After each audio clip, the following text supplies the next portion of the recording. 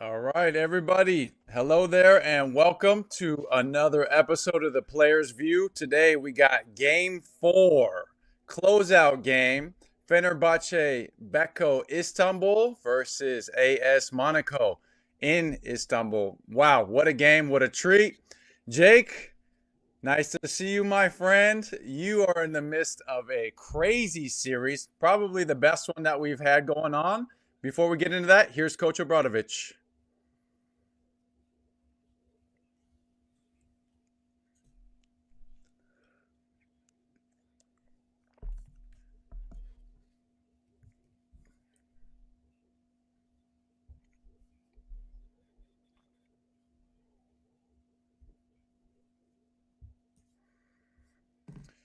That is actually the first topic that I wanted to talk about for this game. And watching game three between them, Marko Guduric, in my opinion, was phenomenal for Fenerbahce. And as Coach Obradovic was saying, the defense for Monaco has to be much better. Marco had 11 points and 6 assists in only 18 minutes. Let's hear from Coach Jasikevicius.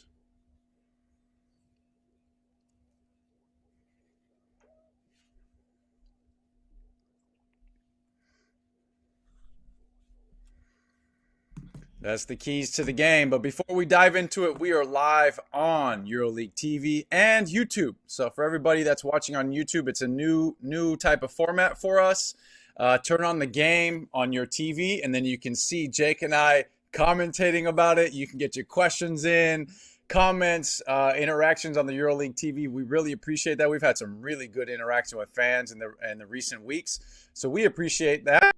And let's let the questions fly, whether it's about this game, our guest in the second quarter we got coming up, or the particular game 5 that my co-host is set to play in just a few short days.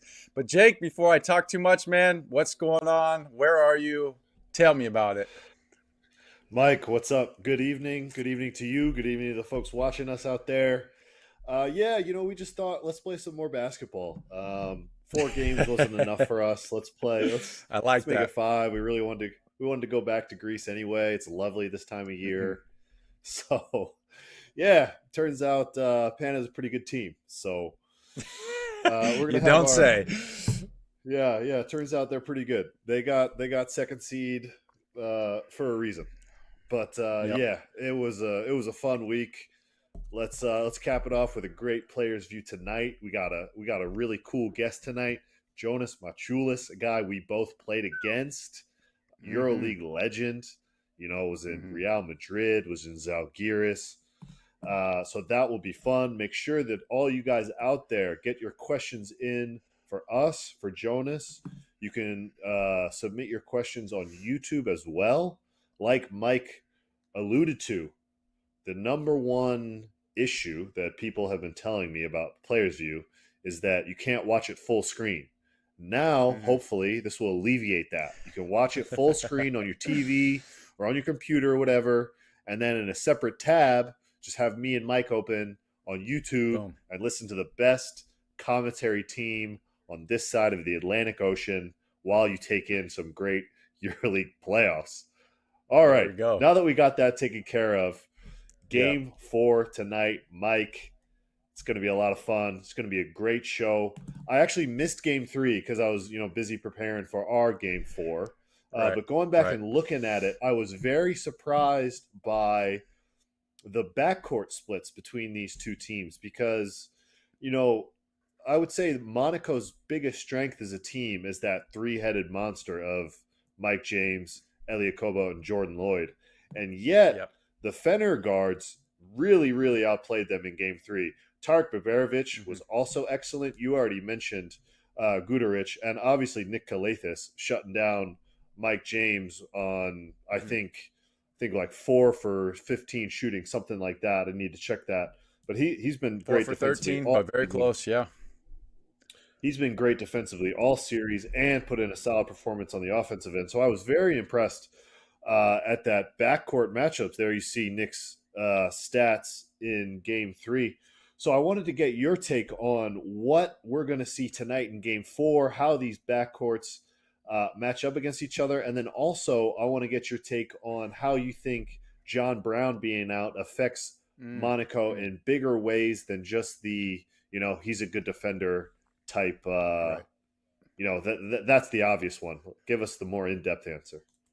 Yeah, so coming into this, I thought, you know what, it's Fener at home. Their crowd has been insane for them, so good. Their guards maybe outperforming Monaco's, definitely in game 3, but maybe say the series.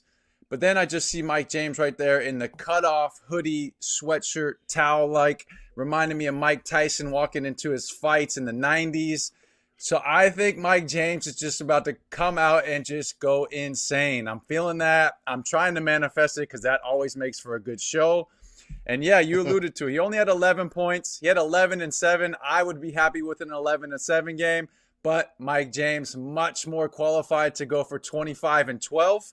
He was 4 of 13 from the field, going against one of his better friends, Nick Calathis. Much talked about their friendship, and Nick is doing a good job individually guarding him. He's a very good defender, strong hands, can move his feet, taller guard. But I'm just getting Mike Tyson vibes out of the Mike James warm-up. I think he's coming for the knockout punch to get back home for Game 5. And yeah, that's what I'm really looking forward to see, that individual matchup for today. Well, that's going to be fun to watch for sure. In case you guys don't remember, Monaco needed 5 games last year to go to the Final Four against none other than yours truly. Let's hope that Maccabi's Game 5 this year goes a little bit differently. We've learned some lessons after all.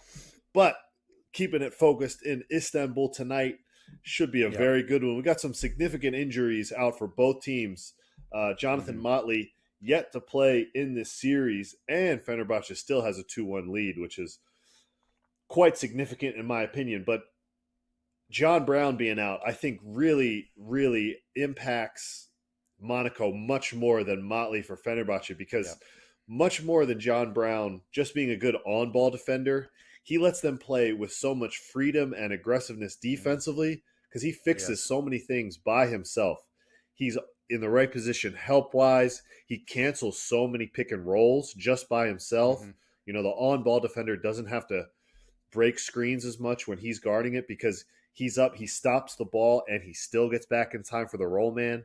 Well, as we look at the Ulker Arena about to go into hyperspace right now, that is awesome.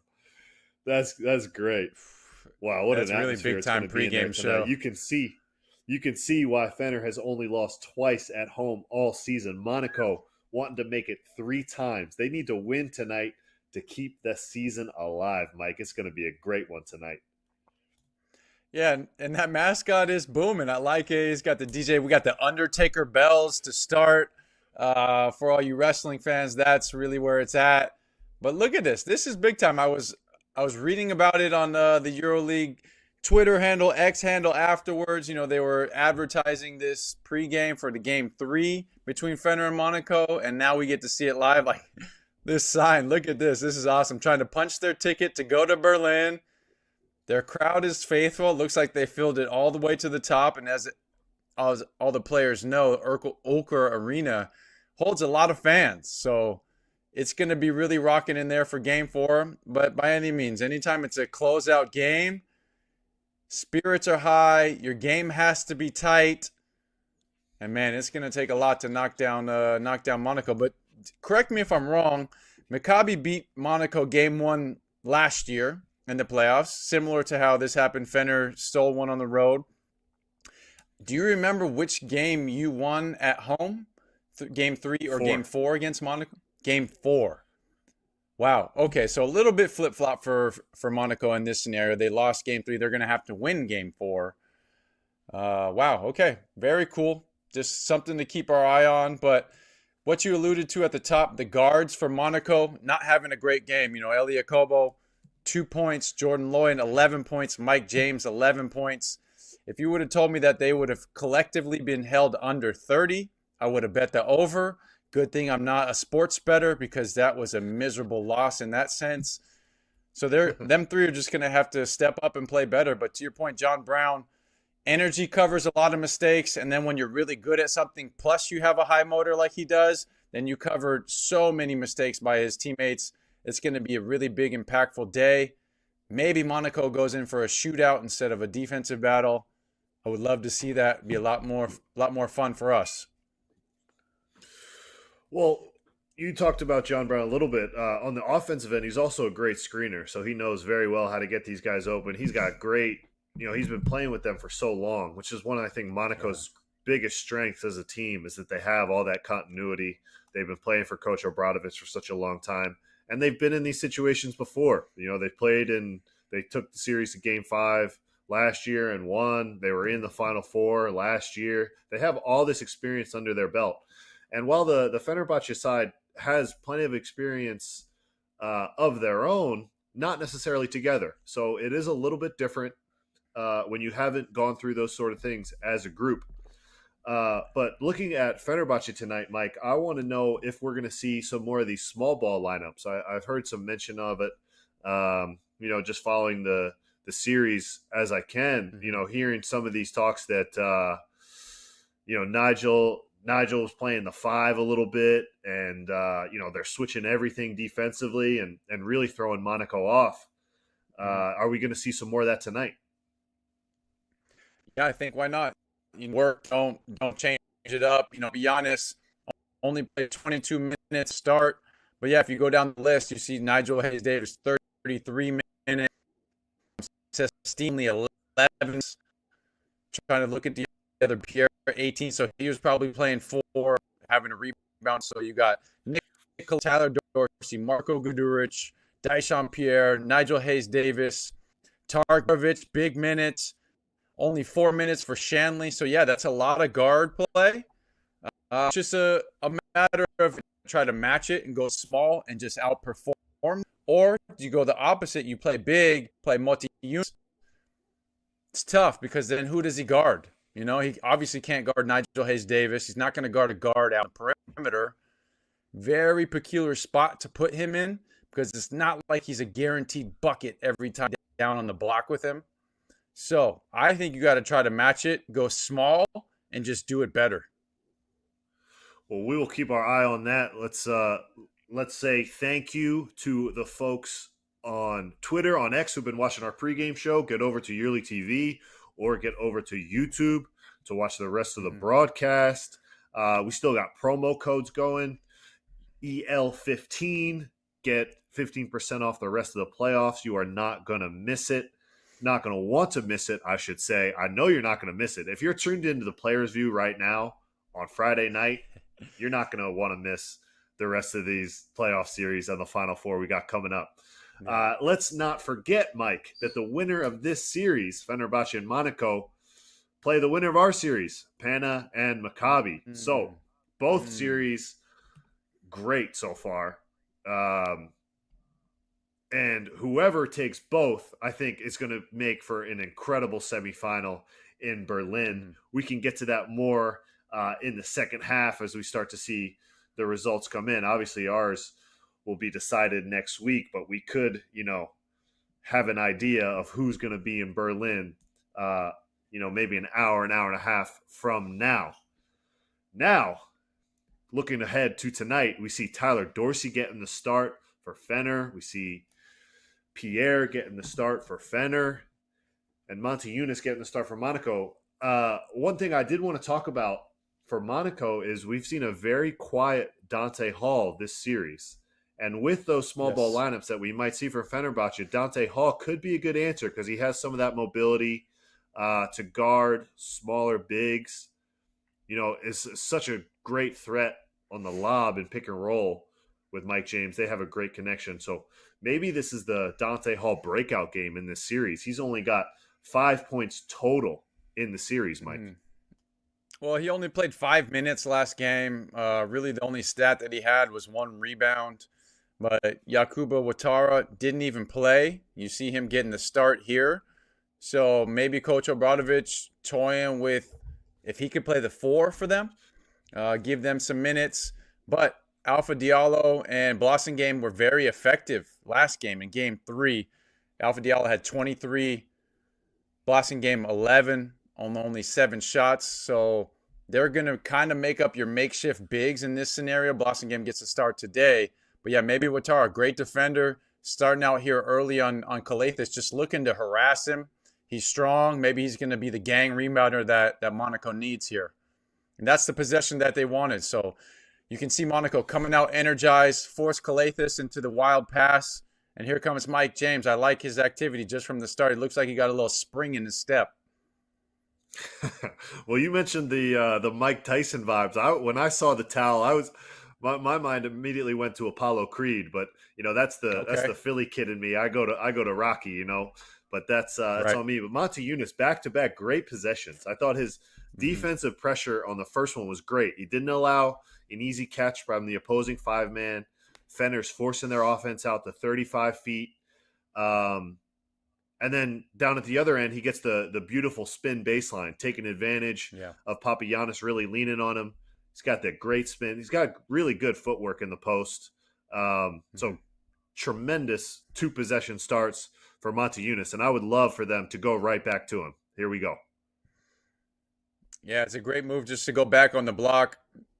If anything, just to win your matchup in the minutes that you're in the game. You might not get that many depending on how the small ball Fener goes. But it seems that there's only two bigs out there.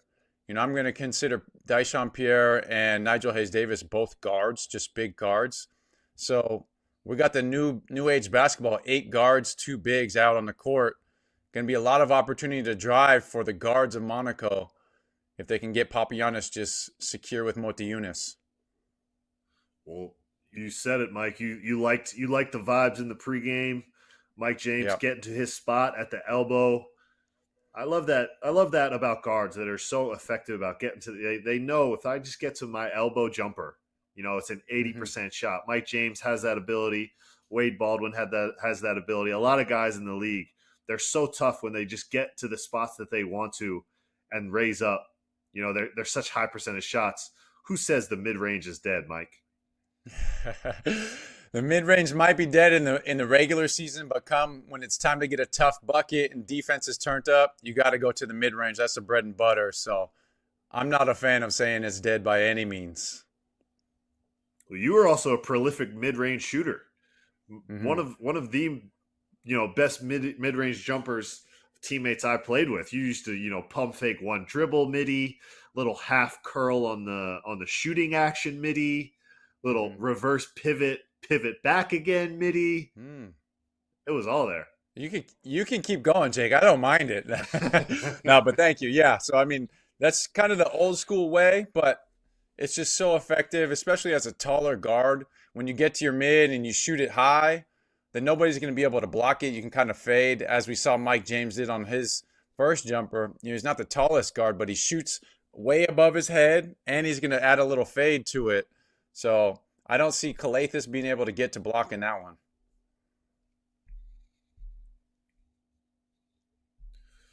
So on the Fenerbahce offensive possessions, we see that they're going to try to get Daishon Pierre in the post against these guards.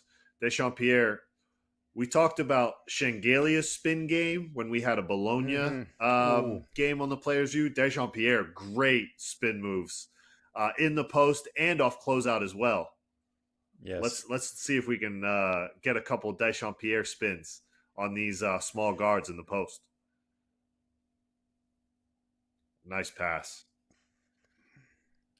All right, so Fener seemingly early attacking the guards down low. The guards out front, Mike James and Jordan Lloyd, are a little bit shorter in stature. Daishon Pierre, very big 3, can play the 4. You mentioned the spinning, but he'll hit you with 2 or 3 spin moves in every play. So it's just so awkward and unorthodox that you're not really used to what he's going to be doing normally. So you kind of have to just keep your eyes open and move your feet as best you can. Yeah, you really got to focus on staying balanced because it is unconventional to have to cover multiple spins in one possession. As we saw a good possession there from Ouattara the time before. I do wonder if we're going to see Ouattara getting switched onto Pierre here early because he has the strength to cover. Yes. To cover Pierre in the post, but I think they want Ouattara pressuring Calathes. That's why he's getting the start for that ball pressure, for that ability. But let's see if Coach Obradovic makes the early adjustment in terms of matchups. Yeah, I mean, if you're Watara, maybe pressure Calathes full court, look to switch on a screen roll so then you could guard Pierre down low and just be the complete defensive workhorse all possession. That'd be perfect for Monaco as a team.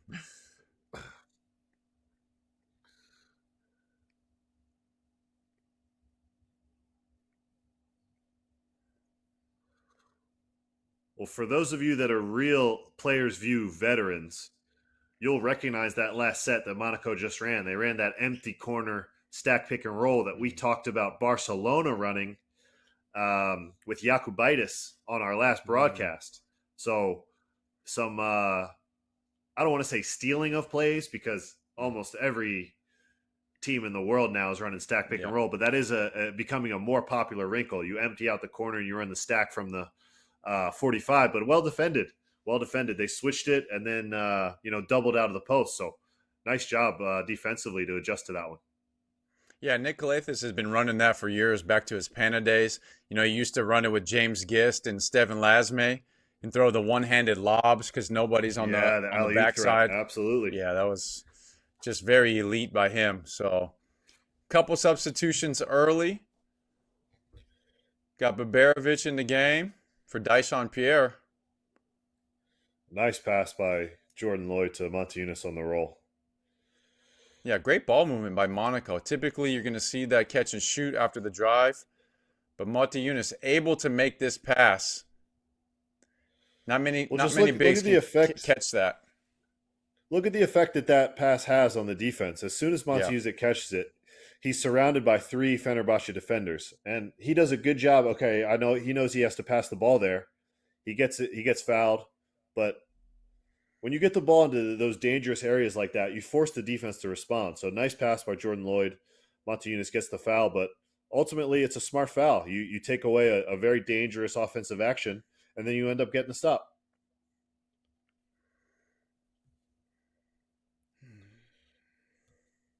All right, good hustle by Mike James. He's already got 1 foul.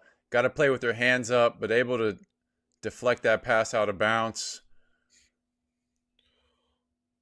He does look a little winded already.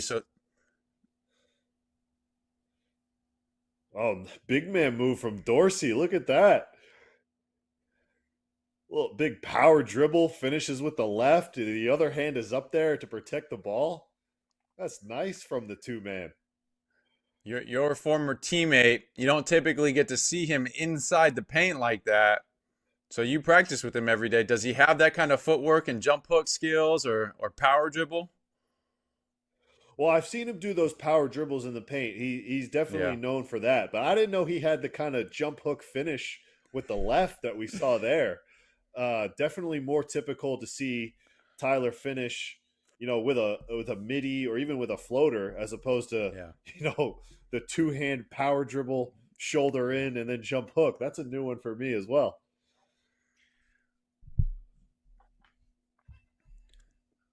All right, we got our first timeout. We're going to see the Final Four promo. We'll be right back.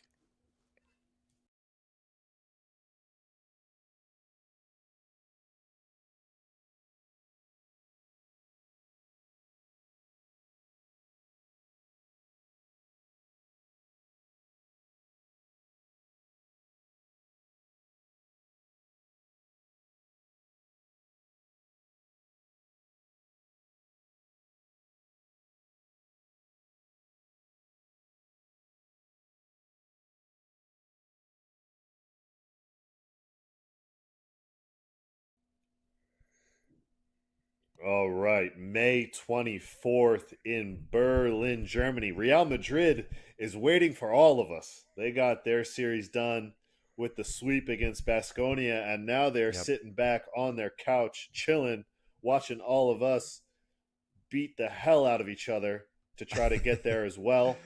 We got 2 Game 5s on the docket next week. We got a chance for a third one. If Monaco can get the win tonight and stay alive, man, these EuroLeague playoffs are something special, Mike. Yeah, I was talking to our EuroLeague contact Carla earlier, asking me about my availability to do the games. She was asking if I can do the game on Tuesday. I said, you know what? For my guy Jake, I'll do anything to broadcast that. I sure hope that we can find a co-host for that. Maybe Tyrese again, as he played both. We'll see. But you mentioned it's a Tuesday game, and then we got Barcelona Olympiacos game 5 on Wednesday. Maybe a potential second game 5 on that day with this encounter between Monaco and Fener, something that we'll have to keep our eye on. But all right, we're already in store for another good week coming. Seems like it's been 7 or 8 weeks in a row that have been fantastic EuroLeague basketball, and it's not going to be letting up anytime soon. Yeah, it just continues to build and build. All the pressure down the stretch of getting the right seeds, getting into the play-in, getting into the playoffs. Now the playoffs are here. Half of them are already going to game 5. Oh, it's a good time to be a EuroLeague hoops fan, Mike. Oh, absolutely. And Good I mean, time. look at these teams, only 6-4 after 6 minutes of play. You can tell they both want it. It's a defensive battle. Everybody's fighting for every possession. It's going to come down to the end of the game when your stars are going to be making plays. And this Fener crowd has been into it from the beginning. We mentioned it, and they might give their team just a little bit of extra oomph at the end. We'll see. Man, Monaco has played, I would say, 45 seconds of great defense. That possession alone, and then they still give up 3 points. So that's going to be a tough one to recover from morale-wise, because they play a great possession, the first one, and then Jordan Lloyd with the foul with 3 seconds left on the shot clock.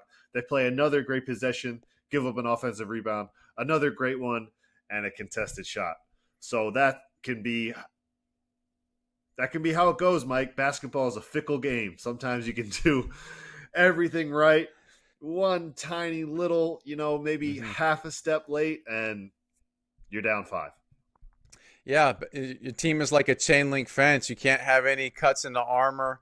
It takes all 5 guys to get the rebound, and that is where Monaco has struggled. Especially with if they're going to match the small ball, they need all guards out there to get the board to stop Fener from having these advantages.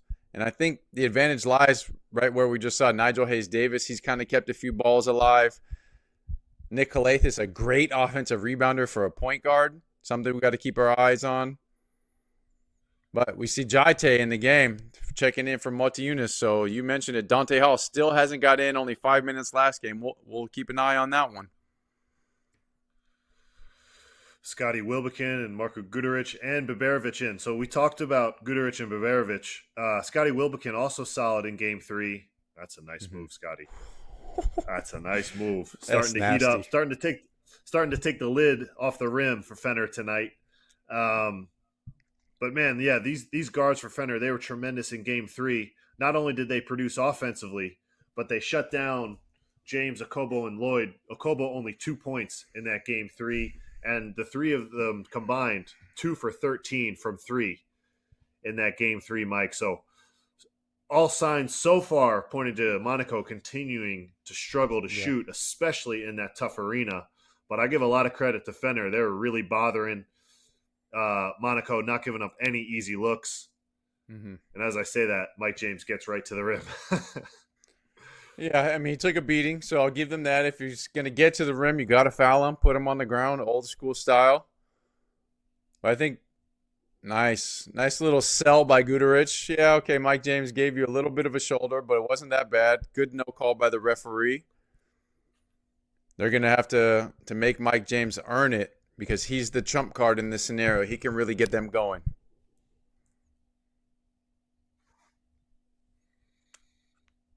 Well, any one of the 3 Monaco guards can really heat up in a hurry.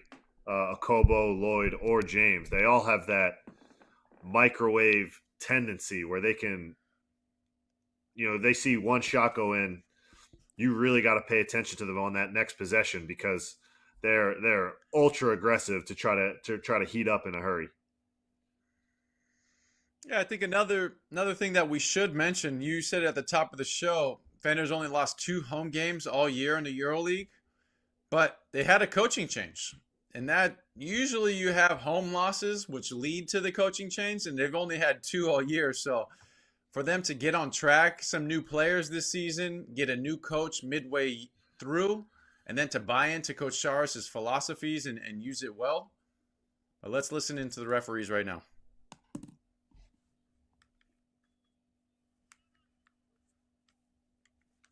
I think they're going to look at the Mike James shoulder to Guduric.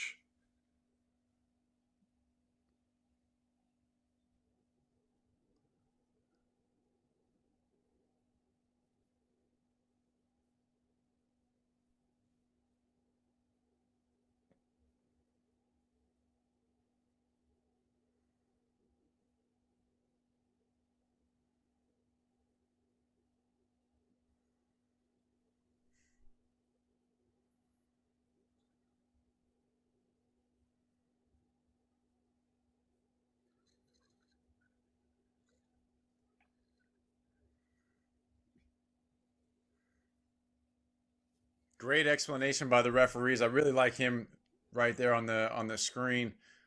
But it's clear, no violence. If you're Coach Charas, not a bad idea. Maybe you get lucky. You get this call on Mike James. You never know. It might tick him off. Maybe he gets a technical foul later and then he's thrown out. But I like the challenge by Charas. A little bit of gamesmanship. Try to one-up the team. That's 2 points. Oh, and that's going to be 2 points. Yeah. For Mike James after the tip in on the free throw. So one guy we haven't talked about so far tonight, Mike, is Alpha Diallo. He was the best Monaco player in that game 3. 28 eval, 23 points, 7 rebounds. He was tremendous. You mentioned Blossom game as well. So he was very effective in that game 3. I do wonder if we're going to see more of Diallo getting opportunities to play more closeout attack because of the struggles of Okobo and Lloyd. Are they going to try to get the ball to him more? Yeah, I'm just so curious to get into the mind of these head coaches in these type of games when everything changes so much from game to game. So maybe you could take the fans, we're not going to get into your game plan or anything by any means, but we see Monaco keeping it alive, getting the bucket.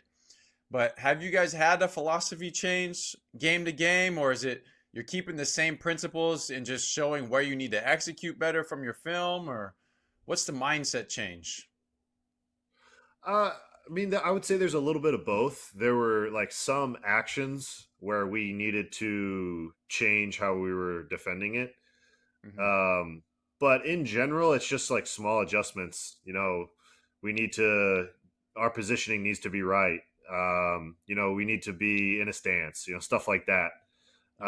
Very few times was it, we need to change absolutely everything we're doing and go with a totally new strategy.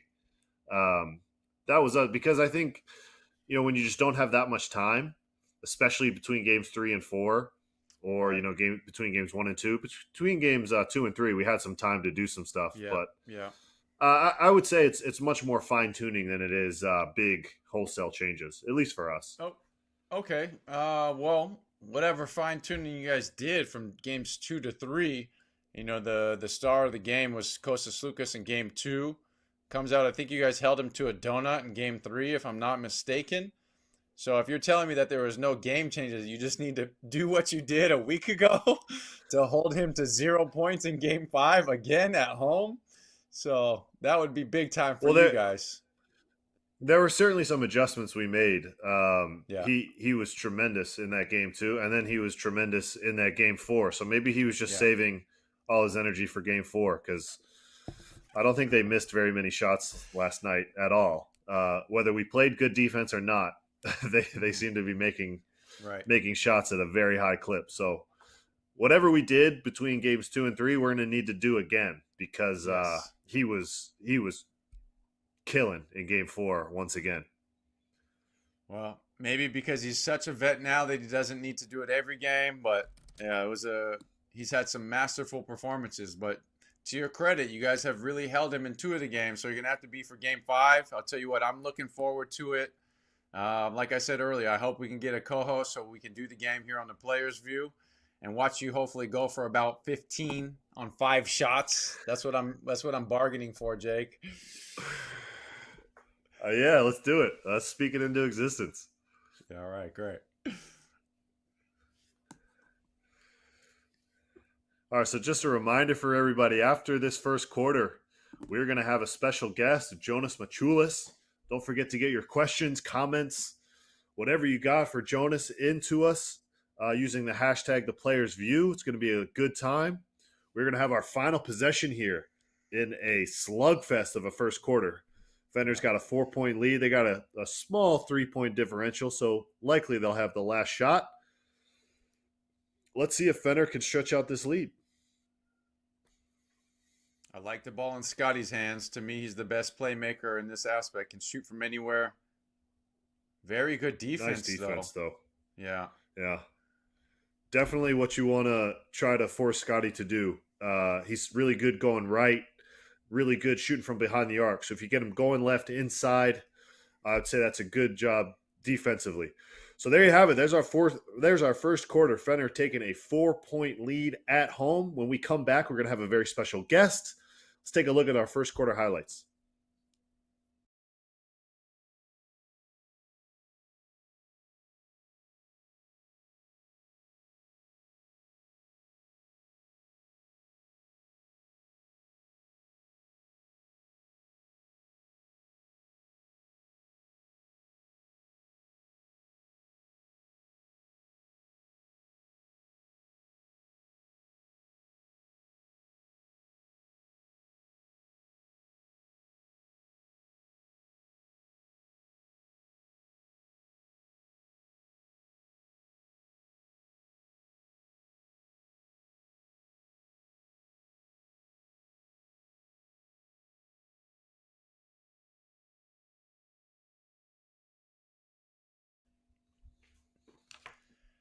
All right, there you have it. First quarter of play. Slugfest. You mentioned 2 for 11 combined 3-point shooting. Not what we were expecting.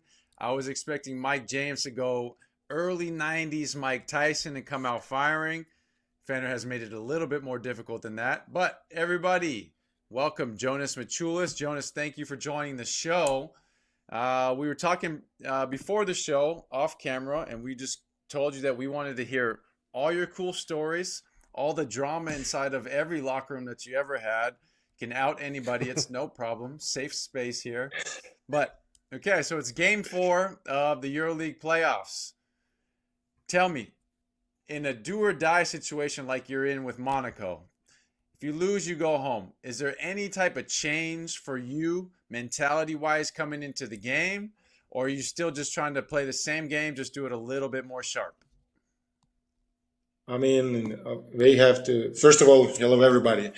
I mean, Monaco has to play the same game like they used to play in regular season, because actually before the game, I checked the stats, and many of those guys, especially Mike James, is not the same guy during the playoffs like he was in a regular season.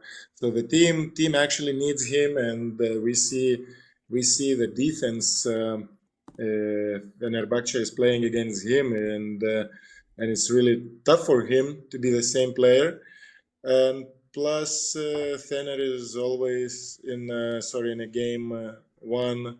They had some kind of, I would say, X factors like Festina in a third game, Biberovic. So all these unexpected, I would say, players with many points, with some extra for a game, gave Fenerbahce, I'd say, like a boost.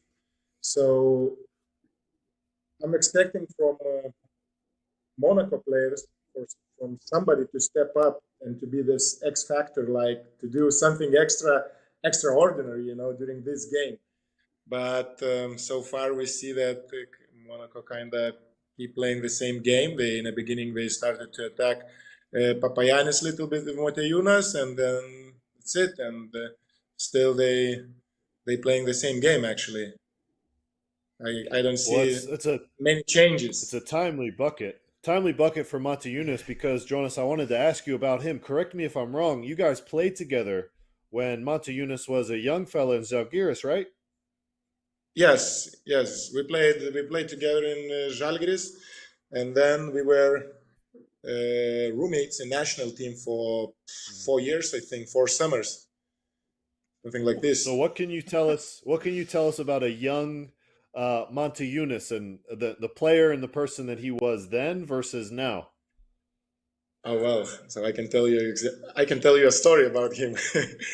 I remember we had first of all, he is I say very nice person from a good family, and I remember when he traveled with us to, I think it was Moscow, to play against CSKA.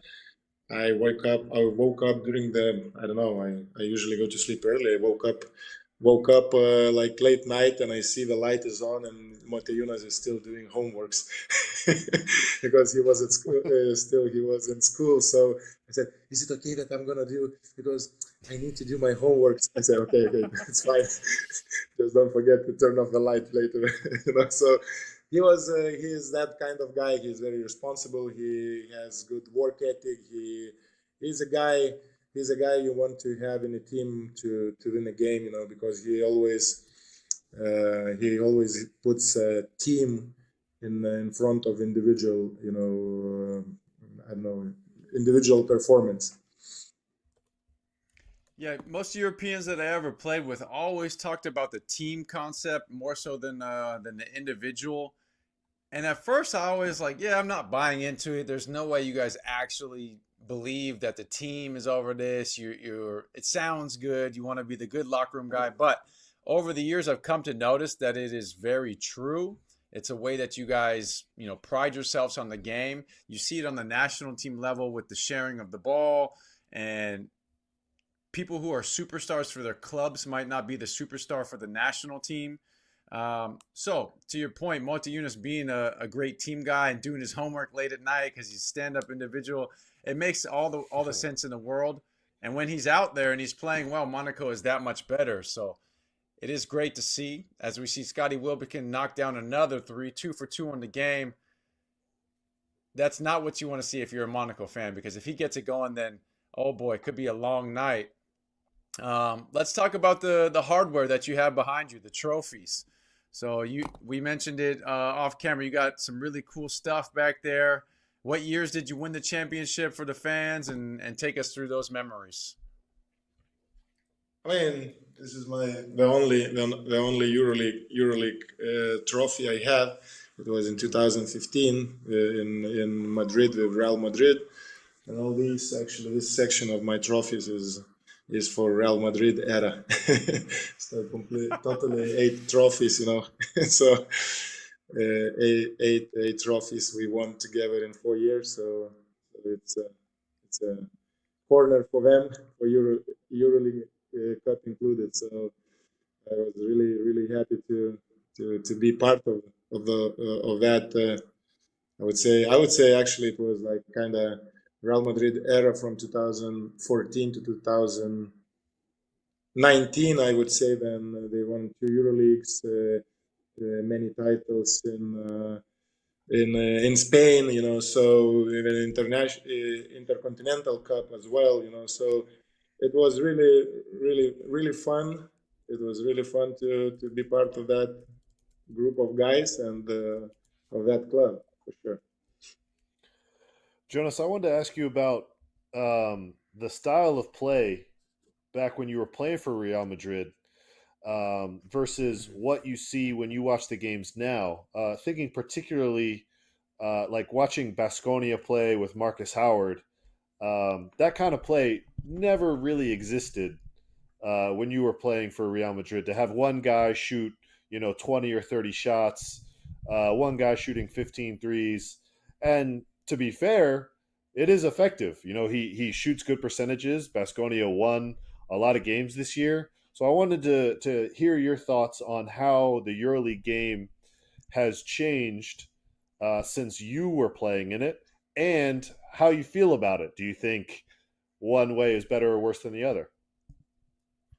I mean, it have changed a lot, and more or less the game is based on individual skills of players like Mike James, like I don't know Wilbekin, of like the guy you mentioned from Baskonia. But anyway, at the end of the day, the team basketball wins. The team which has more weapons, the team which has more same level players wins the trophies. So the same Real Madrid, I think. Okay, if one guy scores 30 and others are sitting there in a corner hungry and not happy, you can win one game, maybe few games, but then it comes to the pressure of playoffs. You have to involve everybody. You have to involve everybody. You have to keep everybody happy, more or less, because it is like this. And you're happy on offense, you play defense with different energy, well, and so on. So basically, it changed that more and more clubs wants to have superstars and play individual strong superstars, but at the end of the day, in the Final Four, we see the teams that plays more team basketball. No, you're absolutely right, and that was a good answer right there by Elia Kopo. Guduric and Welbekin carrying Fener from the three-point line, and the fans are so into it. To your point, Jonas, your former team Real Madrid this year, yes, they have superstars at a lot of the positions, but they do play as a team. On any night, it could be any of them, and I think that is why that they have been number one all season. They were able to sweep Baskonia and punch the first ticket to the Final Four. I always appreciate that about Real Madrid. It's a team game, and they allow individuals to be highlighted in that concept. So any night it could be Yabusele, Hezonja, Jana Musa. I mean, obviously Tavares is one of the best centers in recent EuroLeague history. Campazzo, a big signing again for his second term. But anytime you can get the stars to play together, as Real Madrid has, then you're going to have the best concept. But we did have a EuroLeague TV question, so I wanted to get that on record from you. Who do you think is going to be winning tonight, and how do you see that going if Monaco is your answer? But first, let's get it. Who do you think is going to win tonight? No, my answer is Fener. Tonight, Okay. I would say Fener gonna win because unless in the second half Mike James gonna create some kind of miracle by himself, but I don't see in this series. So I don't see that happening. Actually, he just tells us about how important the team is, and then his answer is, "Oh, but if Mike James explodes, nobody else from Monaco can create a miracle, and we can see that they are not playing team basketball, you know. So, no, I'm just team defense, giving you a hard time. But defense, Jonas, I want to hear your predictions for the other games as well. Who do you like in Olympiacos, Barcelona, and who do you like in Pana Maccabi? And you don't have to say Maccabi just because I'm here. Well, okay, in Olympiacos Barca, I would say Olympiacos is going to be in a Final Four. Real Madrid already in. Fener here, and it's going to be tough. It's going to be tough in Pau. Okay, my heart goes with Pau. Believe me. Sorry for that, but my heart goes with Pau because I saw it coming. Yeah. But you guys playing really, really, really good game, and the way you play defense in a third game against Lucas and other guys, and it was amazing, you know. So it's they have really big offensive talent with Nunn, with Lucas, even Papapetro is the X factor with his 3-point shots now. You know, so if you're gonna be all healthy or you're gonna do the same things, it's gonna be a hell. And my heart goes with Pau, but I don't want to predict who's gonna win the fifth game. Actually, it's gonna be probably your series is one of the most important in these playoffs. Yeah, and been one of It's the not most actually fun. one, but it's most important. For me, it's most important. Yeah, No, sorry, most interesting, not important. Sorry, sorry about that. So yeah, it's you're more right. most interesting. Every game has been crucial for them. I'm not surprised you said Olympiacos as you're a Real Madrid guy and you just don't like Barcelona. It's natural. I don't want to bring this up, but there has not been a road team to win a game 5. Looking for another opportunity to change history this year. If Olympiacos were to do it as you predicted, then yes, that would change. But our guy Jake has that opportunity. But to your point, I think Maccabi Penna has been the most interesting series so far. It's been a chess match from on the court and off the court. A lot of distractions, a lot of talk about outside the 94 feet, which I think has added to the fire. So back to this game, Mike James keeping them close, unable to get the foul call there. But I really like how Monaco is just sticking around. If you're Fener, you have to knock down your opponent and you have to put him away. But Monaco hanging in tight. So we do have another EuroLeague TV question, which I'm going to get to for Jonas. What are your thoughts on Real Madrid going 3-0 and sweeping Baskonia? And to you, are they the favorite to win the EuroLeague championship this year? I mean, they finished in the first place in a regular season, so of course they are the Yeah. favorites to win. But if, let's say, last year was Monaco was the team that, okay, everybody would say, okay, Monaco is not supposed to be there, but this year doesn't matter who's going to win, Maccabi or Pau. Probably Fener going to be there. Barca, all 4 teams going to be, and it's just very, very. The final 4 will be very strong, and it's only one game. I mean, in a final can happen anything. Like last year, only one shot of Olympiacos was the first in a regular season. Everything was well. They were leading all game, and then veterans just did their job. So I think it's going to be very interesting. I don't want even to predict who's going to be there, who's going to be the champion actually. But of course, Real Madrid is one of the favorites for sure. Well, Jonas, you've played in a lot of playoff games, a lot of high pressure games, whether it's national team or EuroLeague. But thinking just back to your EuroLeague playoff times, what was your favorite EuroLeague playoff memory? And don't just say winning the championship. Give us some more specific play moments. Specific probably was a game, the series with Barcelona, Panathinaikos Barcelona in 2014, I think 2012, 2013, I think season, and it was amazing. For me, it was the first EuroLeague playoffs. It was amazing series, and we lost by an unexpected shot of Victor Sada.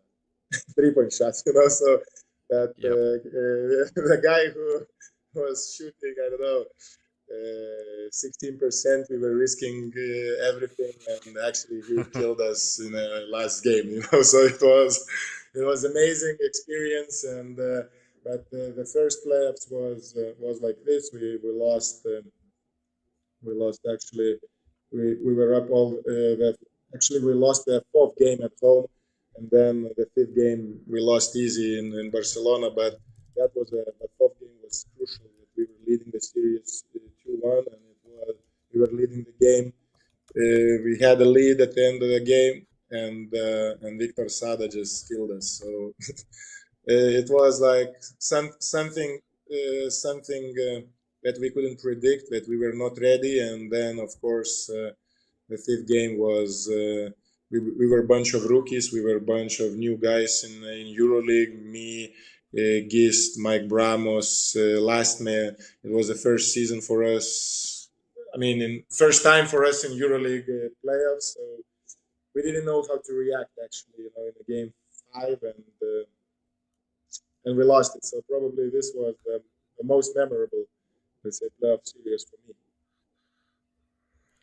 Yeah, well, thank you for that. I hope you've been watching the game as we've been talking about it, but we saw the charge call on Dante Hall just a few possessions ago. Here he picks up the foul on the pick and roll. If you put your coaching hat on for a second, Jonas, you're Coach Obradovic. You're in this situation. Elia Kobo is knocking a few down. You're only down one, considering how well Fener has shot the ball from three. Now three points. But if you're Coach Obradovic, are you going to be playing Maciulis the rest of the second half? Or are you going to be looking to go small ball? Because just by judging it, Dante Hall is just not in rhythm and doesn't have it for Monaco at the moment. Yeah, I mean, Monaco is really. We can see that Fenerbahce is attacking Maciulis and like trying to involve him in as many pick and rolls as possible, and then to see with Davis to post up Mike James or whatever. They are doing many tricks, but I mean, of course, you can use Maciulis in some situations, but against Fener, I think a small ball would be better at Yeah, I agree. this moment. Elia Kobo just right there sold it to the referees. Clearly, Tyler Darcy did not touch him on the flyby. But once you have it going, Elia Kobo just made two. You see the little shimmy shake. You flop a little bit on the three. Hey, you're going to be tied at 30. I think if you're Monaco, you're very happy with where you're at. You kind of weathered the storm. It wasn't looking good early, 12-4. I didn't notice that shimmy shake at the free throw line before it. Does he always do that? I don't think so. Jake, when you play against him, what have you noticed that? Is that a part of his routine?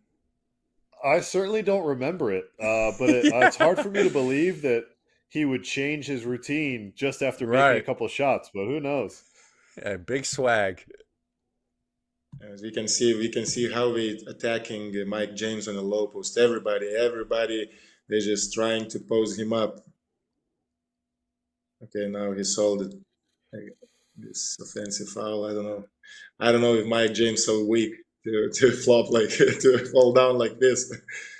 Yeah, Mike's a strong guy. So to your point, although he did take it right in the chest, Elia Kobo has the heater going. No, doesn't get it to go. But okay, last question from EuroLeague TV, Jonas. What are your thoughts on Zalgiris' season and their hopes for next year? I mean, the season was, I say, interesting, and I think it was not. Yeah, it was not the season they expected. They really before the season they had a big expectations. They wanted to be in a play-ins at least, or maybe in a playoffs immediately.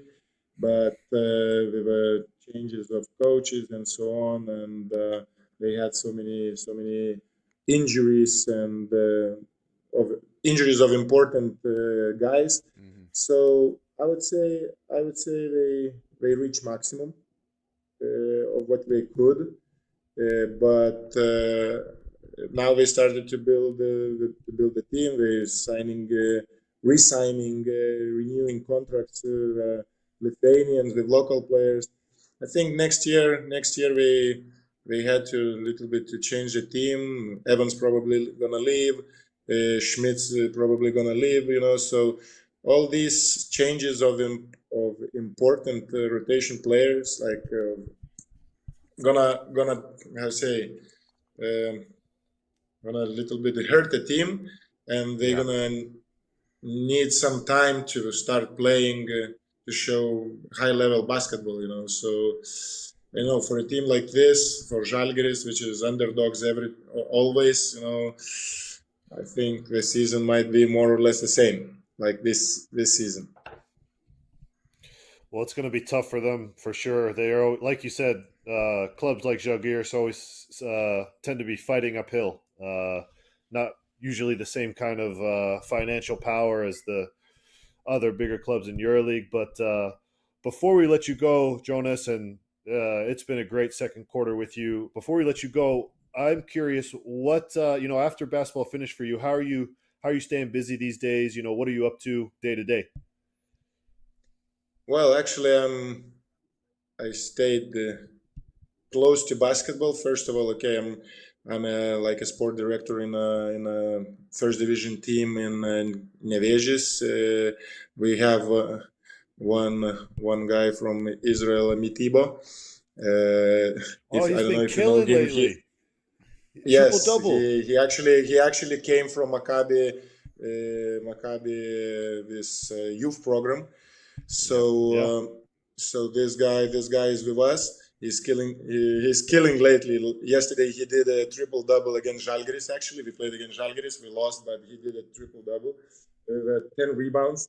The guy of 6 foot. Yeah, he's 6 foot. Did triple double. So I'm a sport director, with all my duties, and I'm still connected with Basketball Federation. I'm doing there some things with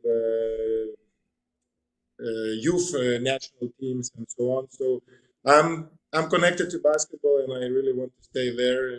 To help young players to develop and let's say to give them my experience, to tell them what does it take to be a basketball player. That's great. I'm sure Beautiful they way appreciate it. to Who better to learn yeah. from? That's exactly what I was going to say. Pass down to the youth. It's exactly what we have to do. Continuing finding the game and improving it by all ways. So I know the youth is appreciative. You're getting better at your craft. Who knows? We might see you on a EuroLeague team in the near future. I'm sure that's probably part of your goal. But to be Exactly. back home, I would love after to. Yeah, there you go.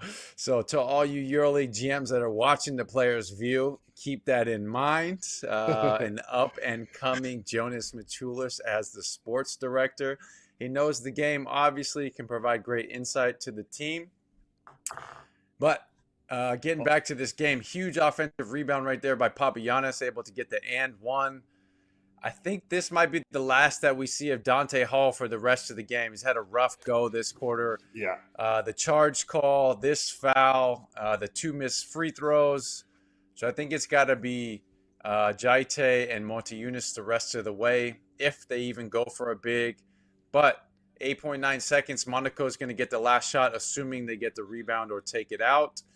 You got to be happy if you're a Monaco fan that you're only down 2 at the moment, possibly 3 going into the half. Really big second quarter from Elie Okobo. Got a couple threes, sold the foul call, got to the free throw line, got the little shimmy at the line to get the swag right for the second half. So, hey, Mike James and Elie Okobo might be able to lead this Monaco charge in the second half to take this lead and steal on the road. So, at the end of this quarter, I think it's going to be Jordan Lloyd back to Mike James, or you leave it in Elie Okobo's hands? Mike James gonna solve it, I think.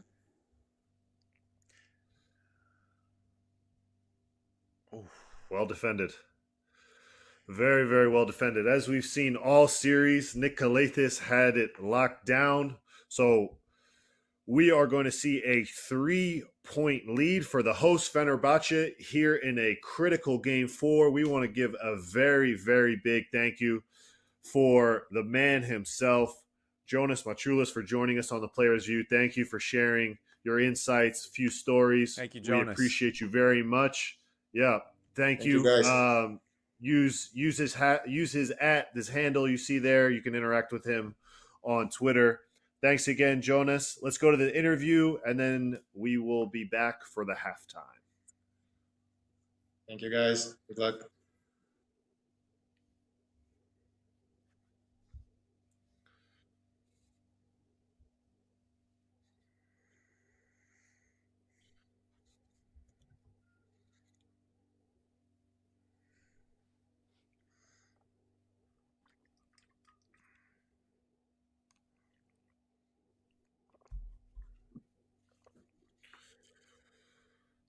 Well, from one Lithuanian to another, from Maciulis to Maciulis, he had a very good first half. Started the game off with the right foot.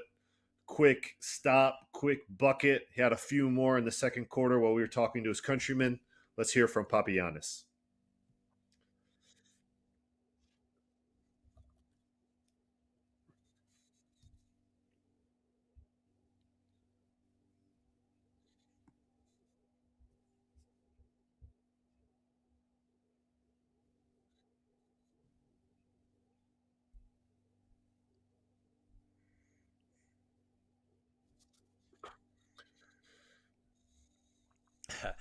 Great answer. You have to be better at everything you do. Apparently, according to Papagiannis, give yourself some credit, big fella. You had a great first half, 7.7 rebounds on his pace for a huge monster double-double. But great first half action. Let's check these highlights, and we'll be back for the second half.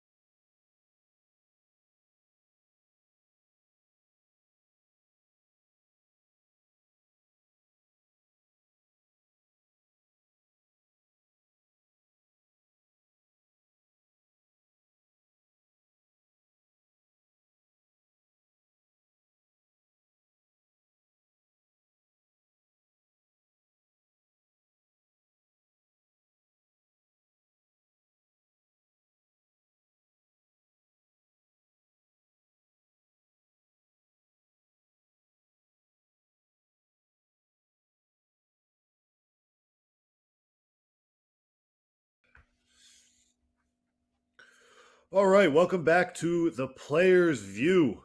We got Game 4 action here from Istanbul, Turkey. Fenerbahce taking a 3-point lead over AS Monaco in this critical Game 4. Monaco needs a win here tonight to force a Game 5. And Jonas Maciulis with a nice start. This was the first offensive possession of the game. Beautiful baseline spin from the big fella. He finished with 6 points in the half. We talked about Elia Kobo's struggles in Game 3. Mike, he had 11 points. He had the only 2 threes for Monaco in that half. No one else made a three, as you might expect, seeing the 33-30 scoreline. Shooting was a little scarce in that first half. So let's see what the second half will entail. But on the Fenerbahce side, they got a big first half from Papagiannis. He had 7 points, 7 rebounds, 17 PIR, really filling in nicely for Jonathan Motley. Also playing well, as is usual, Nigel Hayes-Davis with a really solid half. Mike, what do you take away from that first half?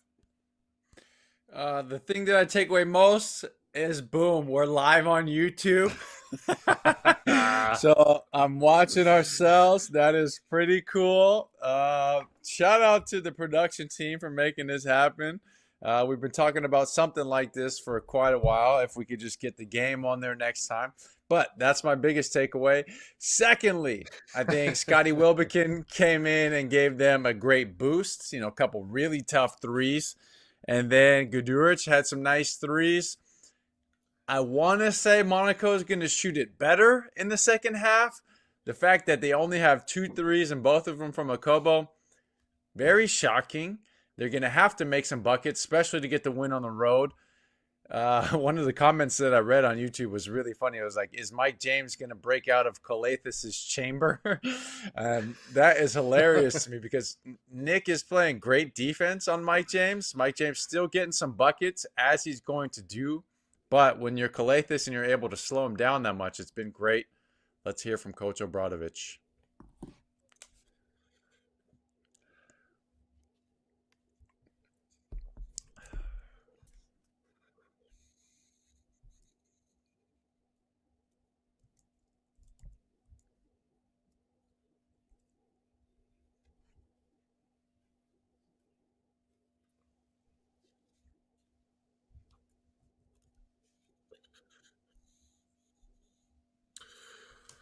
So sideline reporter kind of stole my thunder because I was about to get to the assist numbers. The other thing, Coach Obradovic stole my thunder. 9 offensive rebounds for Fenerbahce. Very tough when you're shooting that poorly to give a team second chance opportunities. A lot of times it leads to more open shots or it leads to more layups and dunks. So Monaco's really going to have to clean that up. The fact that they shot that poorly and they're only down 3, I think they're in great shape. Let's hear from Charas.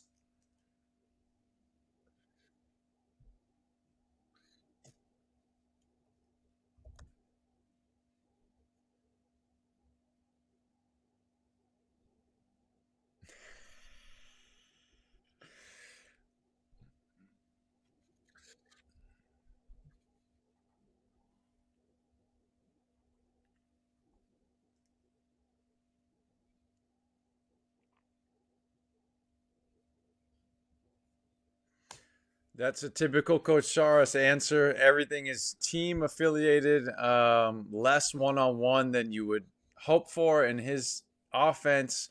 A little bit robotic at times. He likes to just run the play, what it's destined for.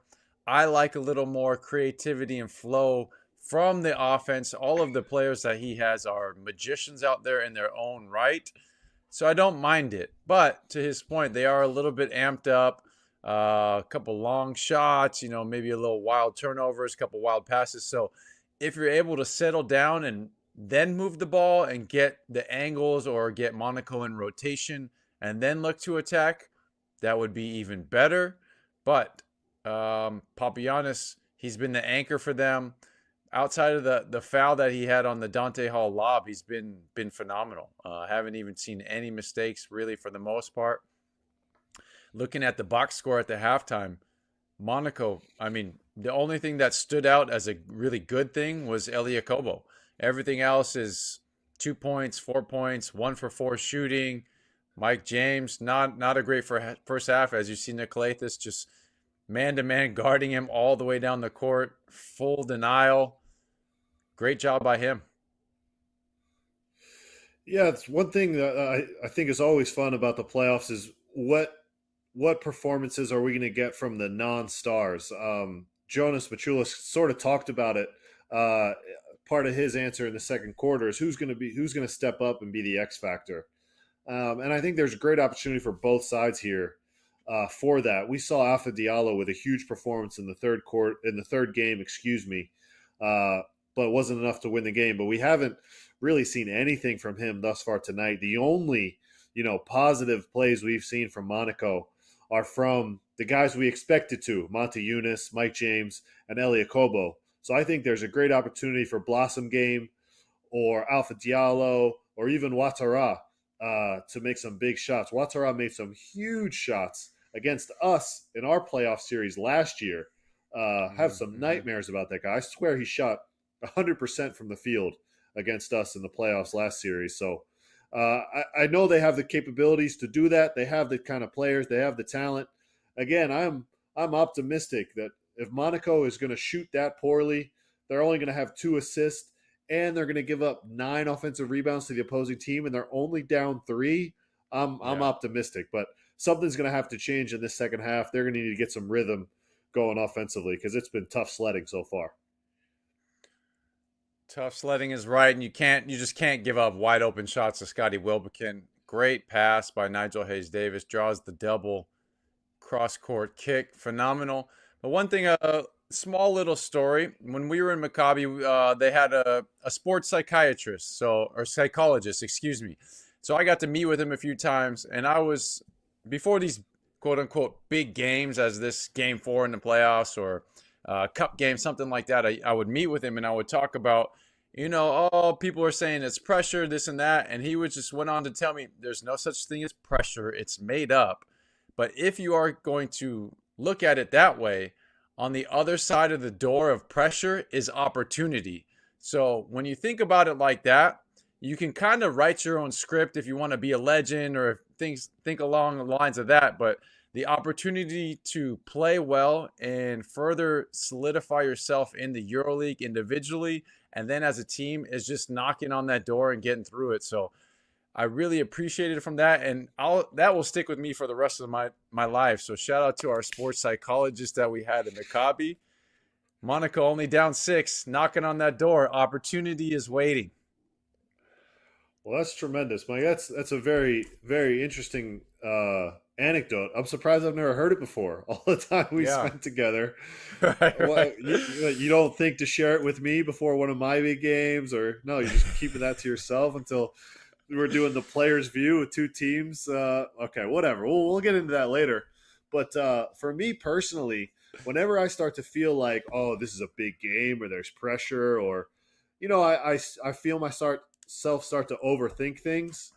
I just think basketball is a game where I really don't have a chance to think about anything. Everything is I'm reacting. I'm making a read. I'm reacting. I'm going to prepare the best way I can, like always. But then, to think, what am I going to do in a split second decision? It's pointless to worry about what I'm going to do. Either I'm going to make the right decision or I'm going to make the wrong one. And if I make the wrong one, well, I was trying to make the best one. It's not like I was trying. So, really, there's no pressure on you. You're just going to go out there. You're going to play as hard as you can. And some things are going to go your way. Some things aren't. But, it's basketball happens too fast to, I think, overthink it. The only thing you really get to think about, I think, is when you're at the free throw line. And that's a whole different conversation of how you can get your head right at the line. But we've seen some guys that are really putting themselves in the torture chamber at the free throw line. But in terms of the pressure of the big games, you said it. Opportunity is a great one. It's totally true. I mean, look at this atmosphere we have in Fenerbahce tonight. They have a chance to punch their ticket for their first Final Four in 5 years. Clearly, it is affecting them in some ways. Saras talked about it a little bit. There's a lot on the line. But I think with all their experience they got there, with those guys, what they've been through this year, I think they're gonna settle into the second half and have a good one here and bring it home for these fans. Yeah, and I'm gonna give a little bit of pushback on Charles's comments. It's not maybe that they're overexcited or anything like that, but every game has its own personality. So from game to game, things are gonna change. The flow of it, who's hot, how fast you're going, what plays you're running, if the referees are gonna be calling flops or if they're gonna allow a little more physicality, things like that. So I think it's just how the game is dictated, and it's not so much being overhyped and things along that nature. But That's a big that shot is there it. by Nick Kalathis. He Yeah, was scoreless in yeah. that first half. Played good defense as we talked about, but nice little offload from Scotty Wilbekin. He's playing that ISO. Jordan Lloyd does a good job of forcing him left, as we talked about. Just a little bit of, I mean, I don't even know if it's overhelp. Maybe that's part of their scheme that they want to do that late double team, especially off Nick Kalathis, not known as a shooter. Hmm. So maybe that's part of their game plan, but Nick Kalathis made him pay that time. And nice little putback dunk by Blossom Game. We mentioned him. He's got a chance here to do something special as an X factor. I'll tell you what, Blossom game, that was like a off vert tip jam. Just sitting in the paint, gets up and able to get it home, man. Whew. I always get jealous of those super athletic plays. Yeah, that's wingspan and vert combined right there. He's standing still and it's yeah. Yeah. Things you can't teach. Nope. Jordan Lloyd towing the line of getting the foul call. We saw him playing a little bit too physical with Tyler Dorsey in the first half. Seems like he's taking that matchup a little bit personal. Both very similar shooter scores. Able to get the steal here. What with a Wow. great finish. Thought he got fouled on it. Nice pass by Lloyd. Hits him right in stride. Not Yeah. easy. Well, speaking of Jordan Lloyd, Mike, another guy scoreless in that first half. We talked about the battle of the backcourts that was in Game 3. That was really this whole series. These two backcourts, some of the most talented, top to bottom guard rosters that you'll find in the EuroLeague on both of these teams. And Watara, right on cue, making me look smart. Thank you. Thank you. But Jordan Lloyd scoreless in that first half. He needs to get things going for his boys to force a Game 5. Yeah, well, this is, correct me if I'm wrong, but I believe the first lead for Monaco of the game. And to me, that mentally is a huge hurdle that you need to get over to try to be able to take this league. You can't be battling uphill, wasting all this energy the whole game and never get over the hump. So great three by Ouattara, the dunk, and then the three gets them over. Fener takes the lead again, but that's a big momentum boost for Monaco. I know Jordan Lloyd wanted to shoot that after the kick out, but Maciulis doesn't hit him in the pocket. But Jordan Lloyd showing he's the bigger man and passes it back to the big fella after the bad pass. And Maciulis continues to play well. We got a 10-2 run here from Monaco to open this third quarter. Nice pass by Kalathis. That you don't have anything to show for in that possession, but that's a good possession. They execute perfectly. Yeah. They get a good shot from Dorsey. His feet are set. That's nice. Oh, when I watched it live, I thought it was for sure off of Biberovic, but now I'm not so certain that it was. Maciulis very upset about that call, so maybe he was right. Oh, and it looks like we're going to have a Dante Hall checking in coming soon. I was almost certain that we wouldn't after that second quarter 5-minute stretch that he had. But okay, we'll be back after this timeout. We'll be watching the flight time.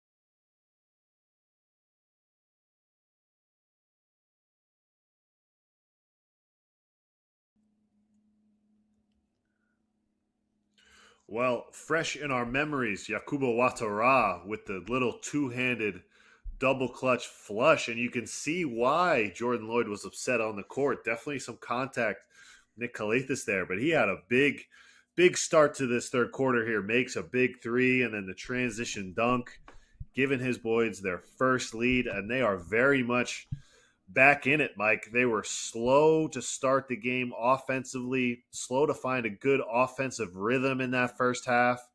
They seem much more concentrated. I think Coach Obradovic seemed to focus on what they wanted to attack in the offensive end on this third quarter.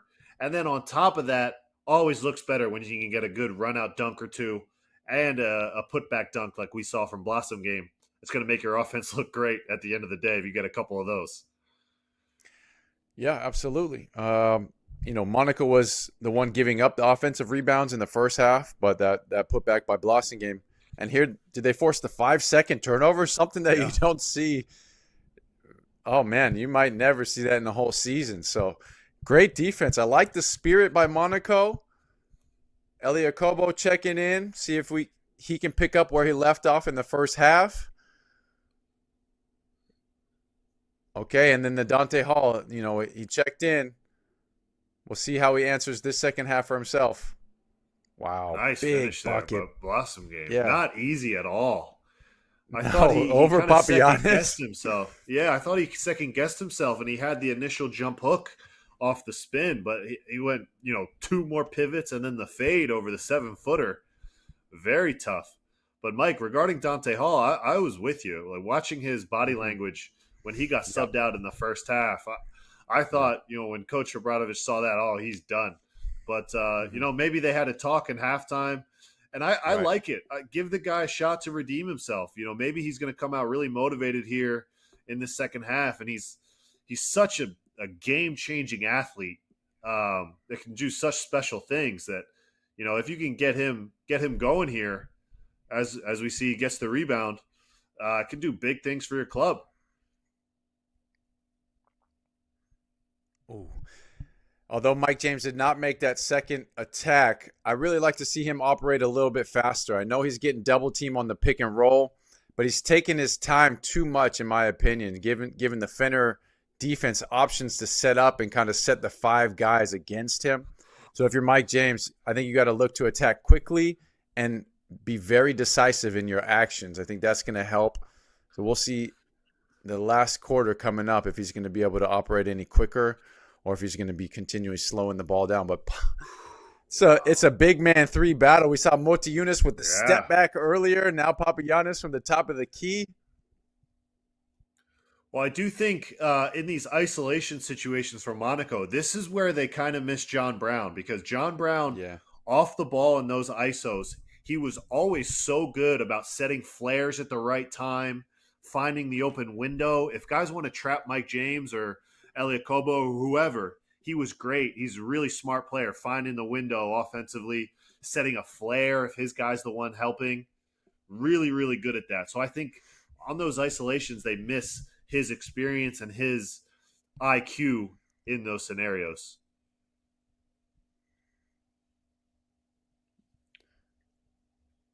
Yeah, Mike James wanted the push on his drive. He hasn't gotten really any calls all night. Probably the EuroLeague MVP. You'd think he'd get a few more calls, but okay. Coach Obradovic elects to take a seat, sit out the minute 30 rest of the third quarter all the way through the timeout, maybe the beginning of the fourth, and then resume yourself, collect your thoughts. You're going to have to take us home, big dog. Let's see what Fener's got here. Some ghost action with Baberovic and Wilbekin. Those are 2 guys that can really shoot. But yeah, it's different when these 5 men don't have their feet set. The shot looks a lot different. He had the quick release at the end of shot clock with his feet not under him. That's a tough shot for anybody.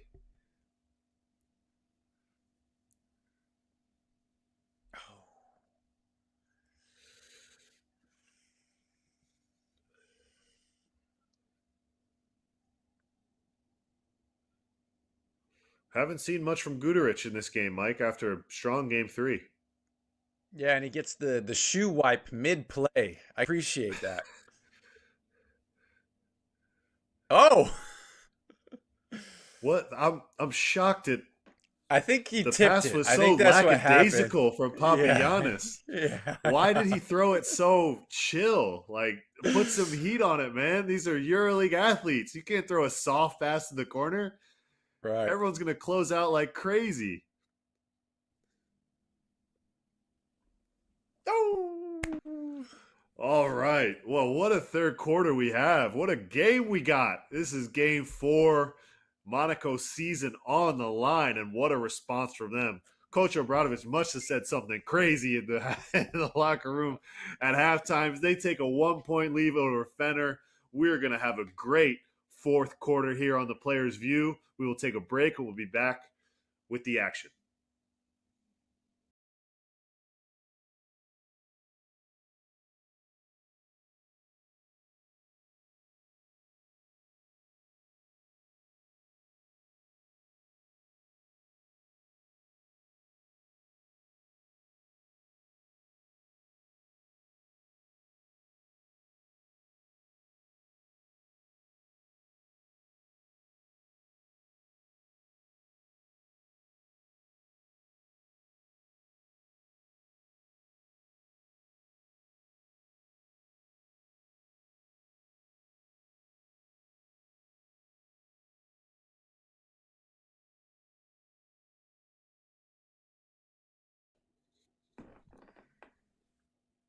All right, we are back. Wow, look at that 38% tie from twos and just above winning percentage right there. Yeah, 36 to 33 from Fener. And we're tied on the free throw line. Okay, so it's a tight game, hence the 48 to 47 score. Turnovers key for Monaco, only 4. Now, one might say they only have 7 assists, so maybe not too much passing, not many opportunities to get these turnovers. But if you're not going to give Fener a chance to get out and run and get some easy buckets, okay, we're talking. Your respective individual talent can win you some games at the end, as Jonas Maciulis said. Mike James might be able to do that. Jordan Lloyd made a couple shots there. Elia Kobo got it going in the second half. I really wanted that 3 to drop at the end of the third. That would have made for some good drama. But you can see the Fener fans a little bit nervous here. Down 1 going into the fourth. We have a great ball game. So, Coach Jake, if you're going to put your hat on, you're probably not going to have Monte Unis trying to trap the ball full court. So I don't know what that's about. But if you're Coach Obradovic, Monte Unis, yeah, we got the two-headed monster, Monte Unis and Dante Hall. How about that? I think Monte Unis ran 150 meters in that possession. He's trapping under the opposing rim and then hedging out to half court after running back under his own rim. I mean, I like that he wants to get into it. You know, he wants to show some energy and effort. But how about this two big lineup here from Monaco? Yeah. Haven't seen that before. I don't think like we've it. seen Coach it Obradovic at all with the switch ever. up.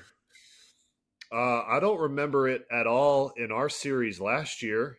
Yeah. I don't remember it in our 2 games that we played against them this year. So, Yeah. I like that coach is, throwing a super curveball at Saris here to start this fourth quarter. Something that we've never seen. And although Monte Unis gives up the layup at the other end, I think he was trying to get in his head like, all right, I'm the 4-man now. I need to be super energetic. I'm going to show off my mobility. Take a deep breath.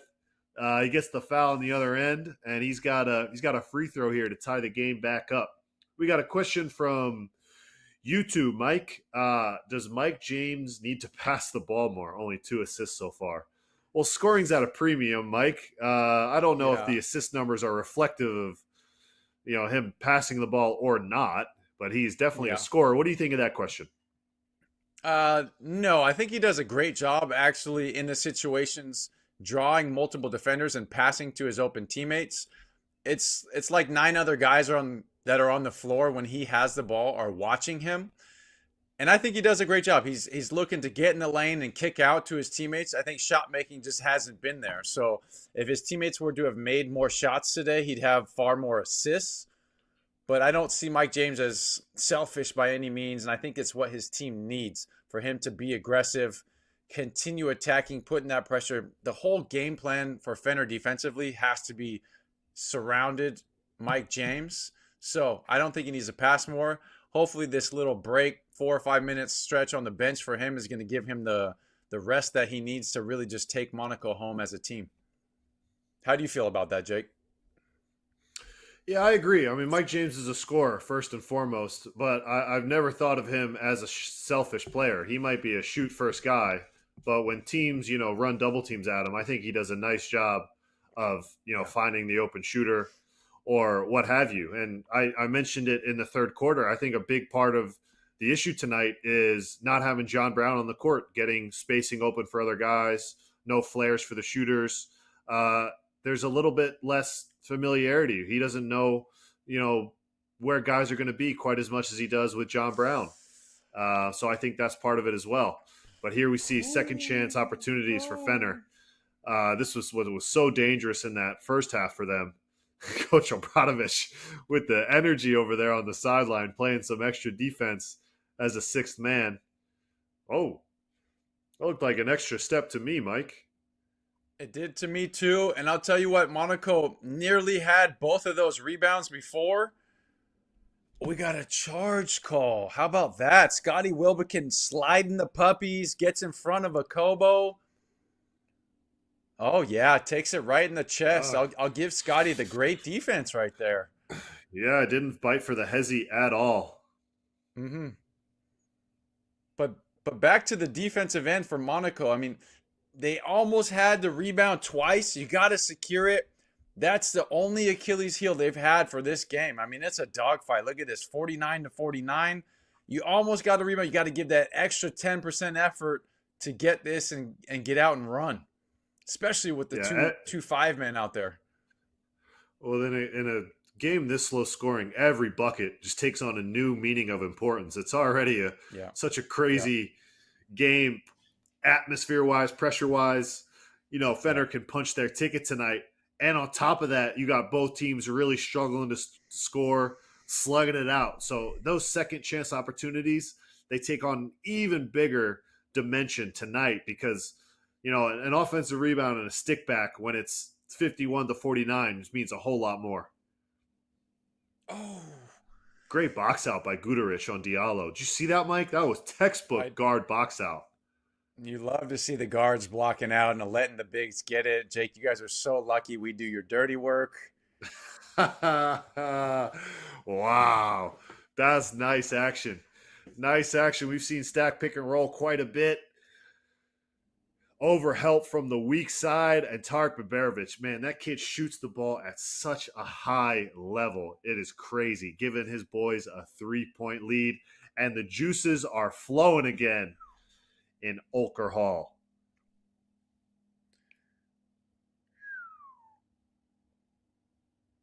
Okay, so Coach Jake, I don't think we're going to get a listen here to Coach Obradovic, but do you bring Mike James back in at this point? Like, you almost had all these rebounds with the big lineup. You almost made some shots, but it hasn't worked so far. Okay, we are going to get a listen. Let's take a look.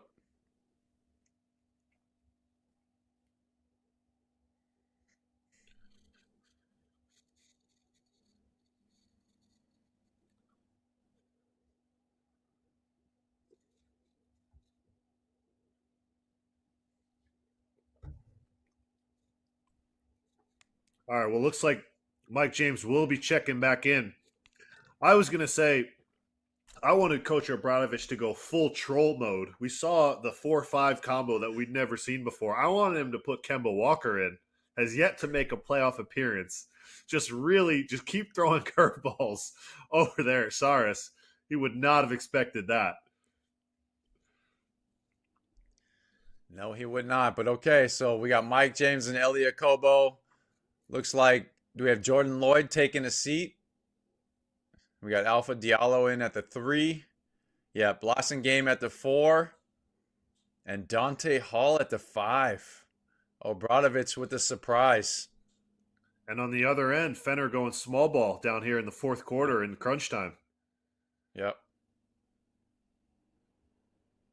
That's a foul, yeah. First foul call of the quarter. How about that?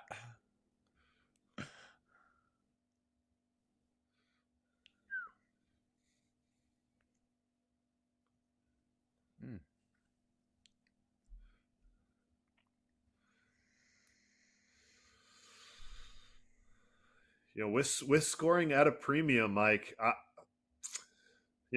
putting on my coach Jake hat, I think I like Maciulis and try to get post ups, get fouls, get the ball close to the rim, make him maybe double team. Let's see if Nigel Hayes-Davis can play Maciulis. What a pass. Holy smokes. Whoever asked that question on YouTube, take that. Take that. That's an amazing pass. I thought he was going to throw the lob. He kind of even fooled me on the kick out. Finds that second option. We got a tie game again. This is a high-level defensive game, I'll tell you that. Everybody is sitting in the paint, cutting off drives. Good foul by Blossomgame. Send it to the sideline. It's only your team's second foul.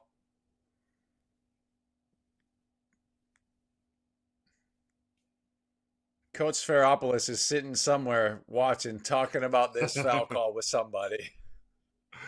Nice move, though, by Nigel Hayes-Davis. That's a great little jab to get him going the other way.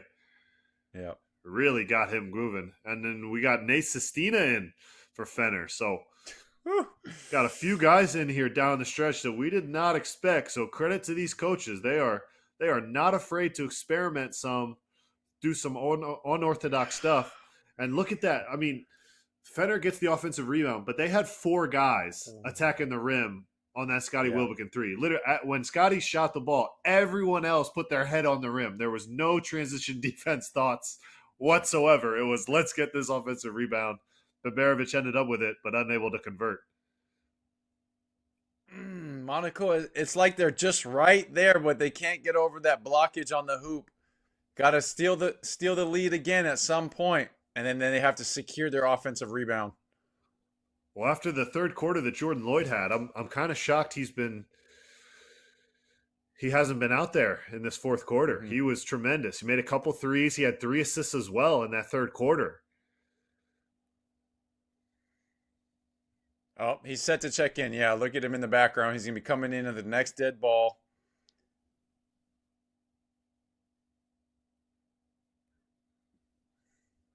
Oh, that Monaco spacing offensively just did not look good. Elia Kobo saving the day with a beautiful one-on-one move, but Monaco had 3 guys within like a 3 square meter radius on the weak side there, and they were just. But hey, when you got talent like that, sometimes it just works.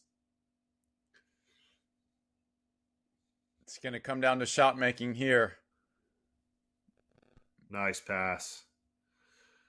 Nice pass. Also a good foul. Look at Kalathis. He knows he has the mismatch. His eyes are up the whole time. He's probing with the dribble, but look where his eyes are the whole time. He knows as soon as Nigel Hayes-Davis gets a little bit of an advantage, that's where the ball is going. And on the other hand, that Fener spacing was tremendous because they kind of overloaded the strong side, gave Nigel Hayes-Davis that whole side of the floor to work with against the mismatch of Alpha Diallo. Whew, Mike, it's going to be a fun finish here today, buddy. We're in store for it. Yeah, I mean, I don't think anybody has left the arena by any means. Probably standing up. Really tough bucket last time down from Elia Kobo as we see his highlight package here. Yeah, here it was. I know that's the first one, but I think it's going to have to be Elia Kobo and when Jordan Lloyd checks back in because Nick Kalathis is really doing a great job on Mike James. They're paying so much attention to him. Maybe you use Mike James as a decoy, run some type of ghost action, get 2 to go with him, and leave somebody on the ball. It's going to be a chess match coming down these last 4 minutes.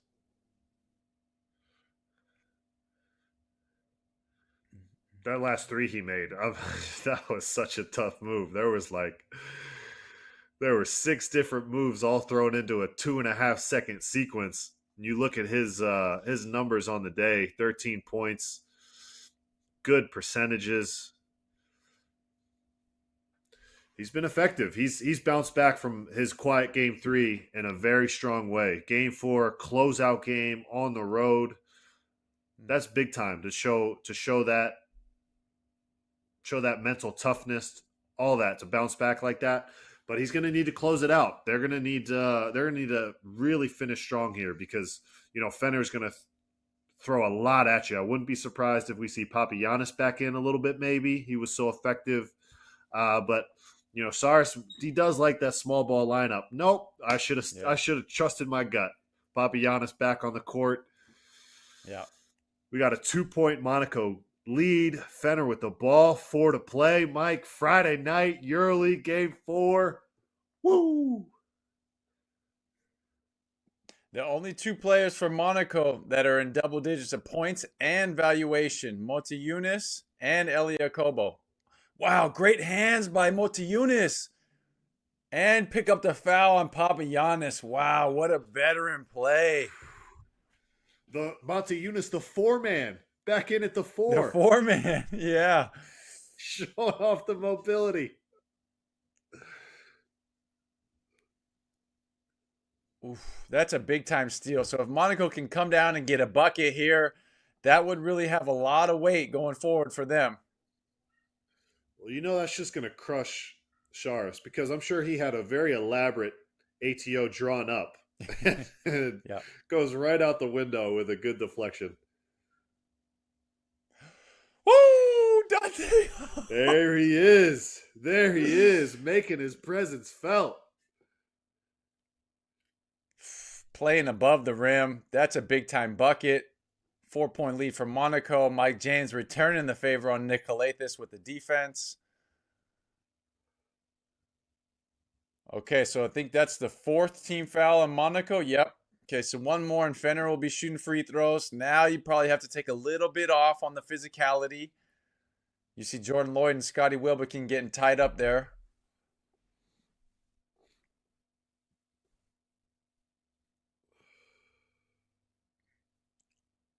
Pushed by Mike James, yeah. That's a shame because I think they would have gotten the charge.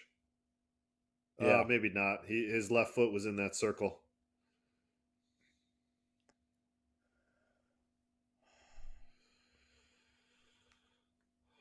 All right, so Fener, Mike, offensively, we've seen how much Fener was focusing on posting up, especially in that first half. They really wanted to post up Deschamps Pierre. They wanted to post up Nigel Hayes-Davis, whoever. We've seen less post-ups here in this second half. Do you think that's a read and react of the players, or is that a coaching adjustment from Saris?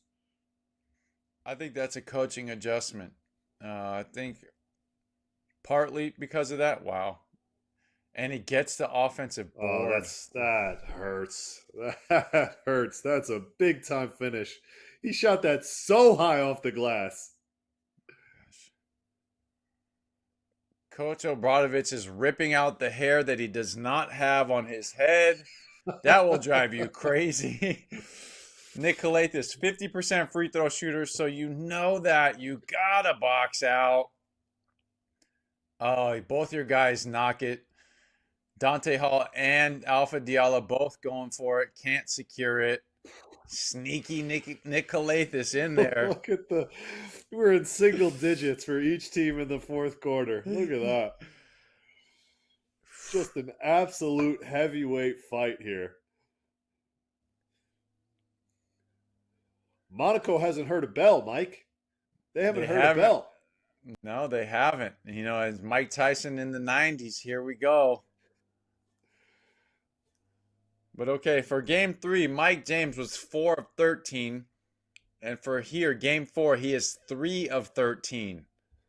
I did not see that one coming. I'll admit that. For 7 points, 2 rebounds, 2 assists. Credit to Nick Calathis and Fener for paying all that attention. He's 0 for 5 from 3.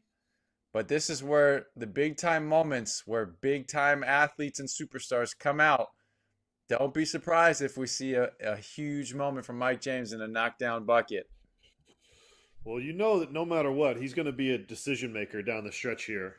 Whether it's Yeah. as a shooter, as a creator, what have you. He gets so much attention paid to him.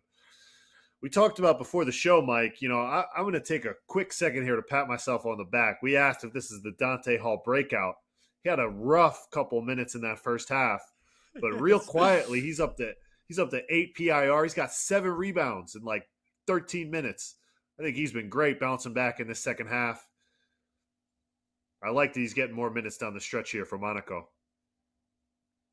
Ooh, Jordan Lloyd Friendly gets roll. the floater, jumper, kind of leaner in the paint. Great driving kick action from Monaco. I think he do the he too small did not. after? I hope he did not. I hope he didn't. Because if you do the too small Yeah. on a floater, that's too much. And it was on the drive of a closeout, and he wasn't over in. Okay, Right. we'll see. Hopefully, we can get a replay.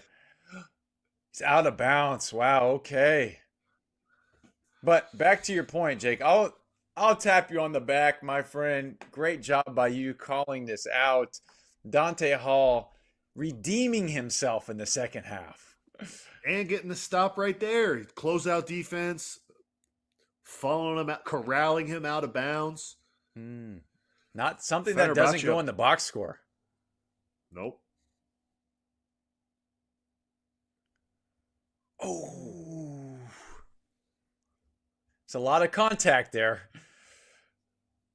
A lot of contact. They can't use a foul either because they're in the bonus. Nice patience from Guduric. I love that. The jump stop, 2 feet, kind of gives just like a little eye fake to the big guy. Hall leaves, finishes with the right. Really, really nice fundamental play by Marko Guduric there. Minute and a half left. 1 point lead. Oh, Nick Calath is so good with the swipe from behind. Dante Hall with the block. Oh, yes, sir. Give me that. Oh, boy. I think everybody watching the game saw that coming. He was timing his steps like from half court if he if he was going to shoot that.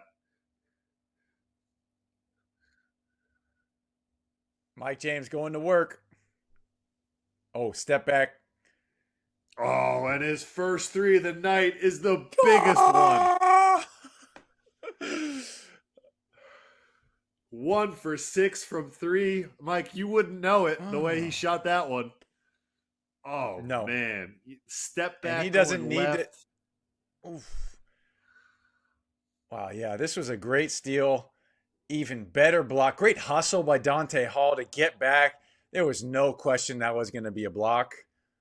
Well, I love Mike James not fouling either. He just walls up. Yes. He takes the contact from Guduric, gives his teammate time to make that block. That's the best thing guards can do in that case. You're not a shot blocker. Don't try to go block it. Leave it for someone else. Let's listen to Coach Shars.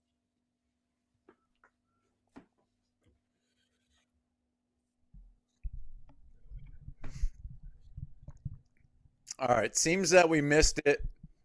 But what I was going to say, a couple possessions ago when Marko Guduric got the two-footed jump stop in the paint and then the step through, it was a great closeout by Elie Kobo to run him off the three-point line. So he didn't have that opportunity to tie the game and keep that point differential at 1.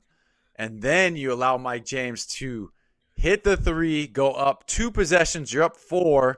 Really have an advantage here. You got to play some solid defense, but up 4 in this game is almost like 7 or 8 points in a normal game under a minute.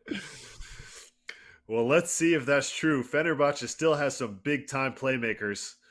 Well,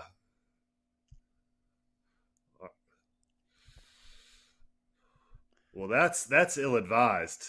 That is simply ill-advised because you're going to send Scotty Wilbekin to the line now. Stops the clock.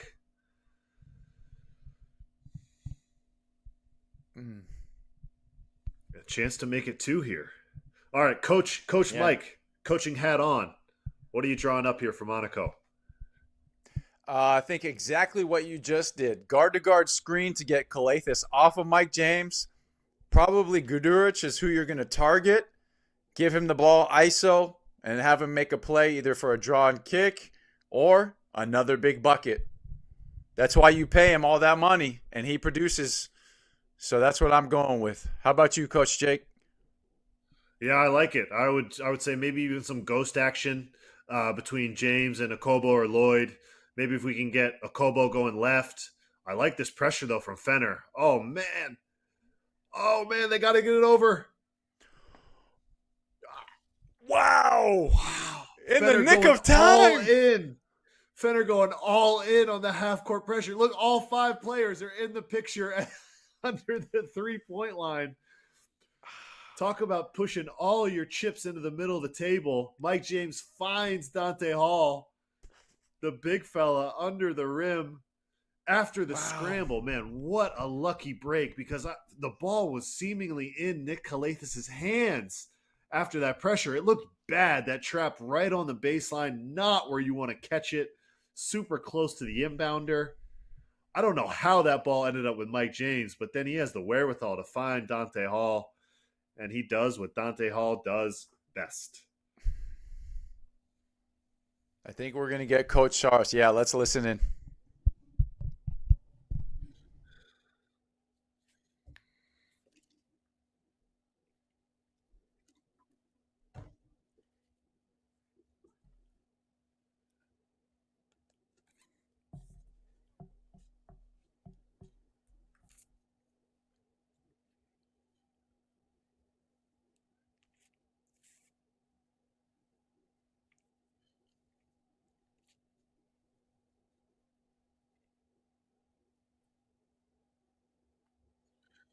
All right, so hammer action for Scotty Wilbekin. If our terminology is the same, a hammer screen is usually a flare to the corner. So look for Scotty Wilbekin to get some sort of back screen to the corner for a 3. I think they're going to have Calathes curl, and while he's curling it, there's going to be a simultaneous screen for Scotty to try to get the corner 3. Let's see how it unfolds here, Mike. I'm always a fan of a hammer screen for Scotty Wilbekin. The guy is clutch, makes big time threes. You see Coach Obradovic really getting on the court there. Here comes the no. Got to pop to Giannis. Here's the hammer screen for Scotty on the weak side. Oh, they leave Nick Calathes. Well, he fakes the handoff. A 2 is still okay, guys. You can still take the 2. It's okay. Nice pass by Scotty. Need it. Oh, that's a big shot. All right. Let's take a timeout. Let's appreciate the greatness that is that pass and shot from Fener. Wow. I was questioning them taking all that time, but it proves to bear fruit, because now Fenerbahce is within 1. They can pressure and then foul. Big time offensive rebound, though. Keeps the Fenerbahce hopes and dreams alive. Coach Obradovic earning his paycheck today. What are we? Oh, we're checking time. I think time on the clock. Yeah.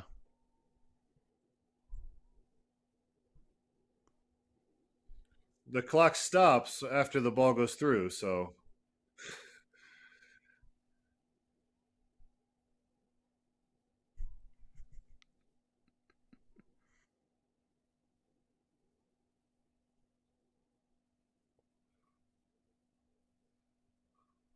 Wow, he splashed that. That's what I'm taking from that replay. Is that net exploded. That was pure from Guduric.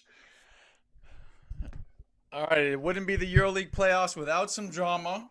22.2, Fener's going to have to foul. You have time to go for the steal, try to get a trap and then a steal. They were nearly got it last time down. Yeah. 1-point game. Mike James taking it out, not getting the ball. Elie Okobo gets it back to Mike. Now you got to foul as quickly as possible. Jordan Lloyd, good free throw shooter. Great job by keeping it. All right, we'll see if he's got the juice to knock these 2 down. Yeah, very well handled by Monaco after the near catastrophe Yeah. that was their press break the last time. They executed that press break very well. Mike James running the baseline, quick inbound and quick pass back, which is something that running the baseline makes it a big advantage because it's hard for your defender to go trap after you ran the baseline. Little tidbit for you there. I think we're going to have another. Oh, they're going to look if it's unsportsmanlike or not. Something that's very tricky here at the end of games because obviously players are trying to foul to stop the clock. So I think referees are just really in a tough spot because everyone knows that the player is trying to foul to stop the clock, but how do you judge if the foul is I don't know. Refs' jobs are hard. Yeah, tough job. Oh, they're trying. Yeah, that's a clear play on the ball. Yeah, I agree. I don't think we need to make this unsportsmanlike at all. He doesn't foul him really hard. He doesn't, hurt him or anything.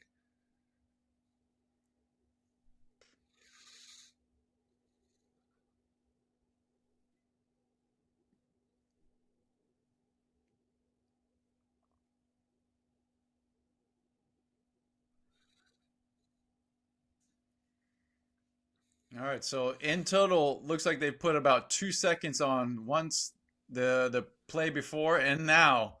You never know; those 2 seconds might really come into play at the end. Well, they're Okay, getting it sorry, right. I was mistaken. Jordan Lloyd is not going to the line. Fenner has one more foul to give. Foul to give. Wow. Okay. Okay, so one more chance to steal the ball. However, more opportunity for Monaco to take time off of the clock here. Uh-oh.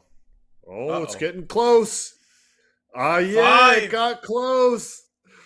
And especially after what happened in the Olympiacos Barcelona game earlier in the week, these officials saw that. Wow, what a possession defensively by Fenner. And the football guys are psyched up. Love that. I feel like half the people in that booth have no idea what's going on, but they're loving it. That place is juiced right now. 18 seconds. Hold for the last shot, right, Mike?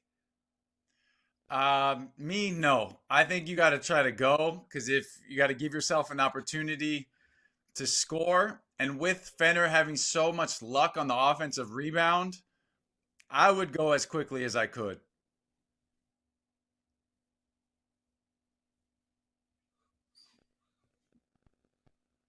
Looks like we have some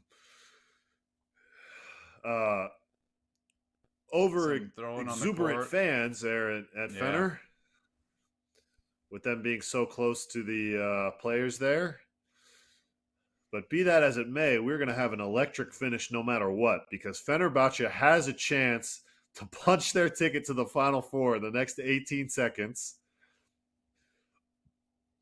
First time Fenner would be going to the Final Four in 5 years, back to 2019, when Mike and I were teammates. So it was a long time ago. Good days, good days. But okay, I like the ball in Scotty Wilbekin's hands. Dante Hall gonna hedge? No, just ISO. Oh! Scotty is typically very good in that situation with that hang floater. Very surprised he missed it. I think he's surprised too. He wants it back. Good try by Nigel Hayes-Davis. Very clearly out on Nigel Hayes-Davis. So we're going to have some more fireworks because Monaco has not shown that they are bulletproof taking the ball in against this Fenerbahce pressure. Let's see how Coach Obradovic is going to try to break this press. Well, I don't see a microphone, so I don't think we're going to have that access. Well, we can only speculate. But I got to think that perhaps Mike James won't be taking the ball out this time because they're going to want the ball to go to him, I would think, to shoot these free throws or, get out of the double team. If anyone's used to being double teamed on Monaco, it's him. Agreed. I think the I'm same gonna principle applies, Mike. You try to double team and get a steal, and then after a second or two, then you use a foul. Yeah, I'm in agreement with you. Just looking at percentages, Elliot Kobo shoots 82 from the line. Jordan Lloyd is 90. And I'm going to check Mike James, although Mike James shoots far more. His is way up, but he shoots 77%. So I'm okay with Mike James' ball just because he's such a gamer. I trust in him. But if you're going to get that quick pass back to Jordan Lloyd and then foul, you see him taking it out. You just got to set a good screen, get your defender on your back. Ooh. And they save it. No foul, no whistle. And just that like that, Monaco escapes. Oh, now we got some extra words between, looks like Blossom Game and the fans. Whoever was over there taking the ball out. It's a shame because we had a great game, a great finish. It ended sort of with a whimper. I was expecting a Fenerbahce foul down the stretch. Yeah. They weren't able to get the foul off, but thinking they fouled. I'm sure it was hard to hear in there, but regardless, Monaco with a huge 3-point win. Their backs were against the wall. They were down. Ugly first half, Mike. Really a crucial third quarter that got them back in the game. And they hold on down the stretch to force another Game 5 next week. Can you believe it? 3 out of 4 series go to Game 5. We knew that these playoffs were going to be good, Mike. I don't think anyone predicted that 3 out of the 4 series were going to go to Game 5s. If you did, I tip my cap to you. How about that? The 3 teams that had the chance to, or that needed to win to extend it, get it done. 2 on the road, 1 at home. Wow, EuroLeague is special. We get 3 Game 5s next week. Now I definitely have to get a back-to-back players view in. I'm hopeful this is a schedule. Tuesday, Panama Maccabi.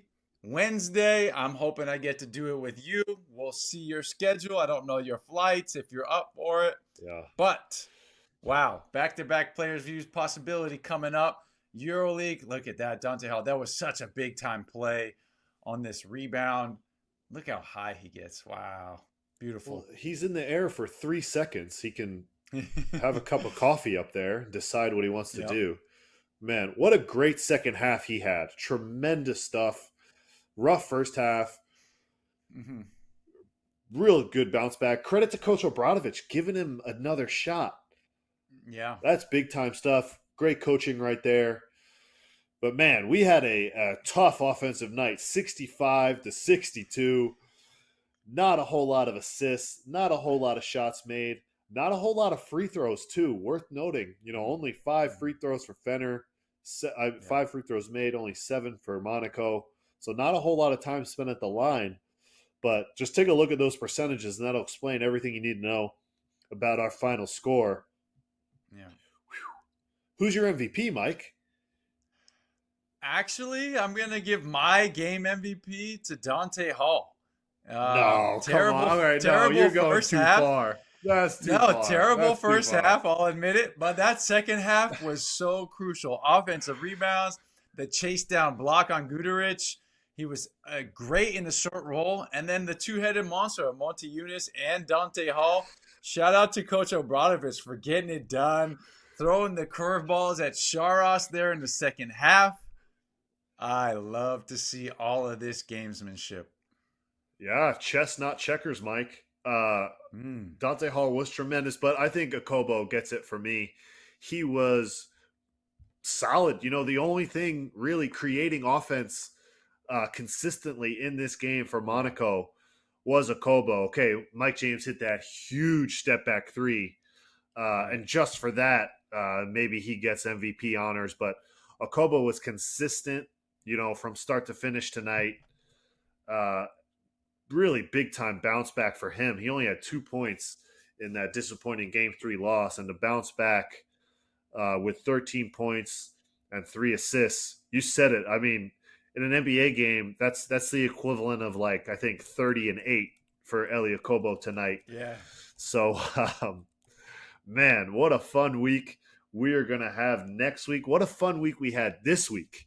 Obviously, it could have been a little more fun, if Pana decided they wanted to miss some shots yesterday. But I don't blame them. I don't blame them one bit. We had a good time in Belgrade. Our last time we were there, end of an era.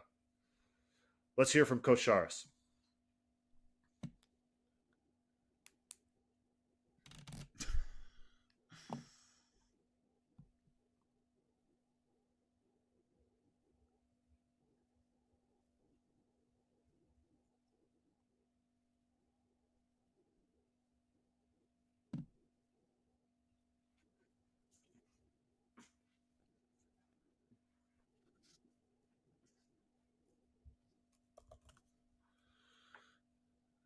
All right, so we heard from Coach Sharas first. Usually he's last, but some incidences occurred. I did not have a great view of it. I'm actually dying to know what happened.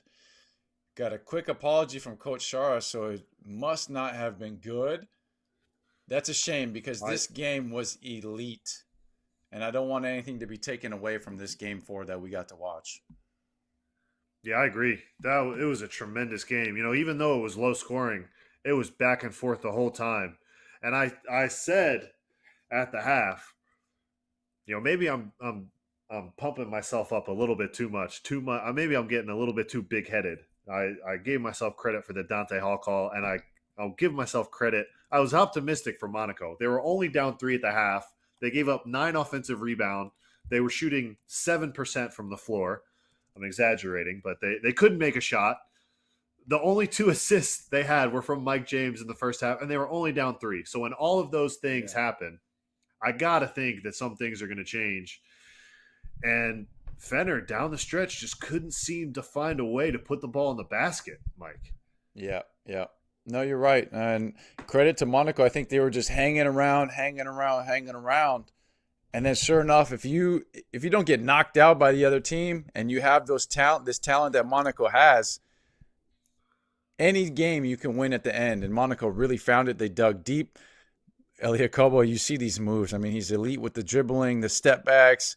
He found his shot. He really got it going after that Game 3 performance. Excuse me. Now they're going home. Let's hear from him.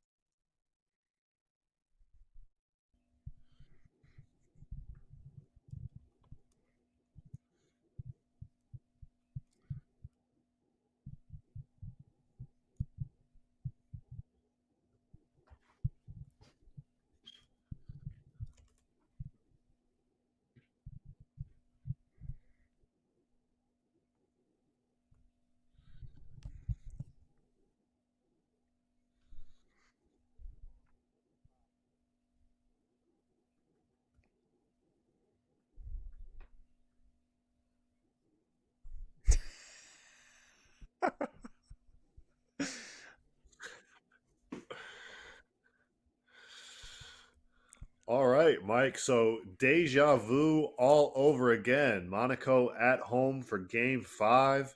They've been there before. They beat a certain team last year to send themselves to the first Final Four. And this club, man, this club just they can't they've seemed to got the EuroLeague figured out. Ever since they've just been on an upwards trajectory since they entered the league. Mm-hmm. Impressive stuff. Very impressive stuff is right. Look at that, the 50, 40, 100 for the game. So he's well above the club, 50, 40, 90. But he only made, what was that, 4 shots, ends with 13. But let's hear from Coach Obradovic.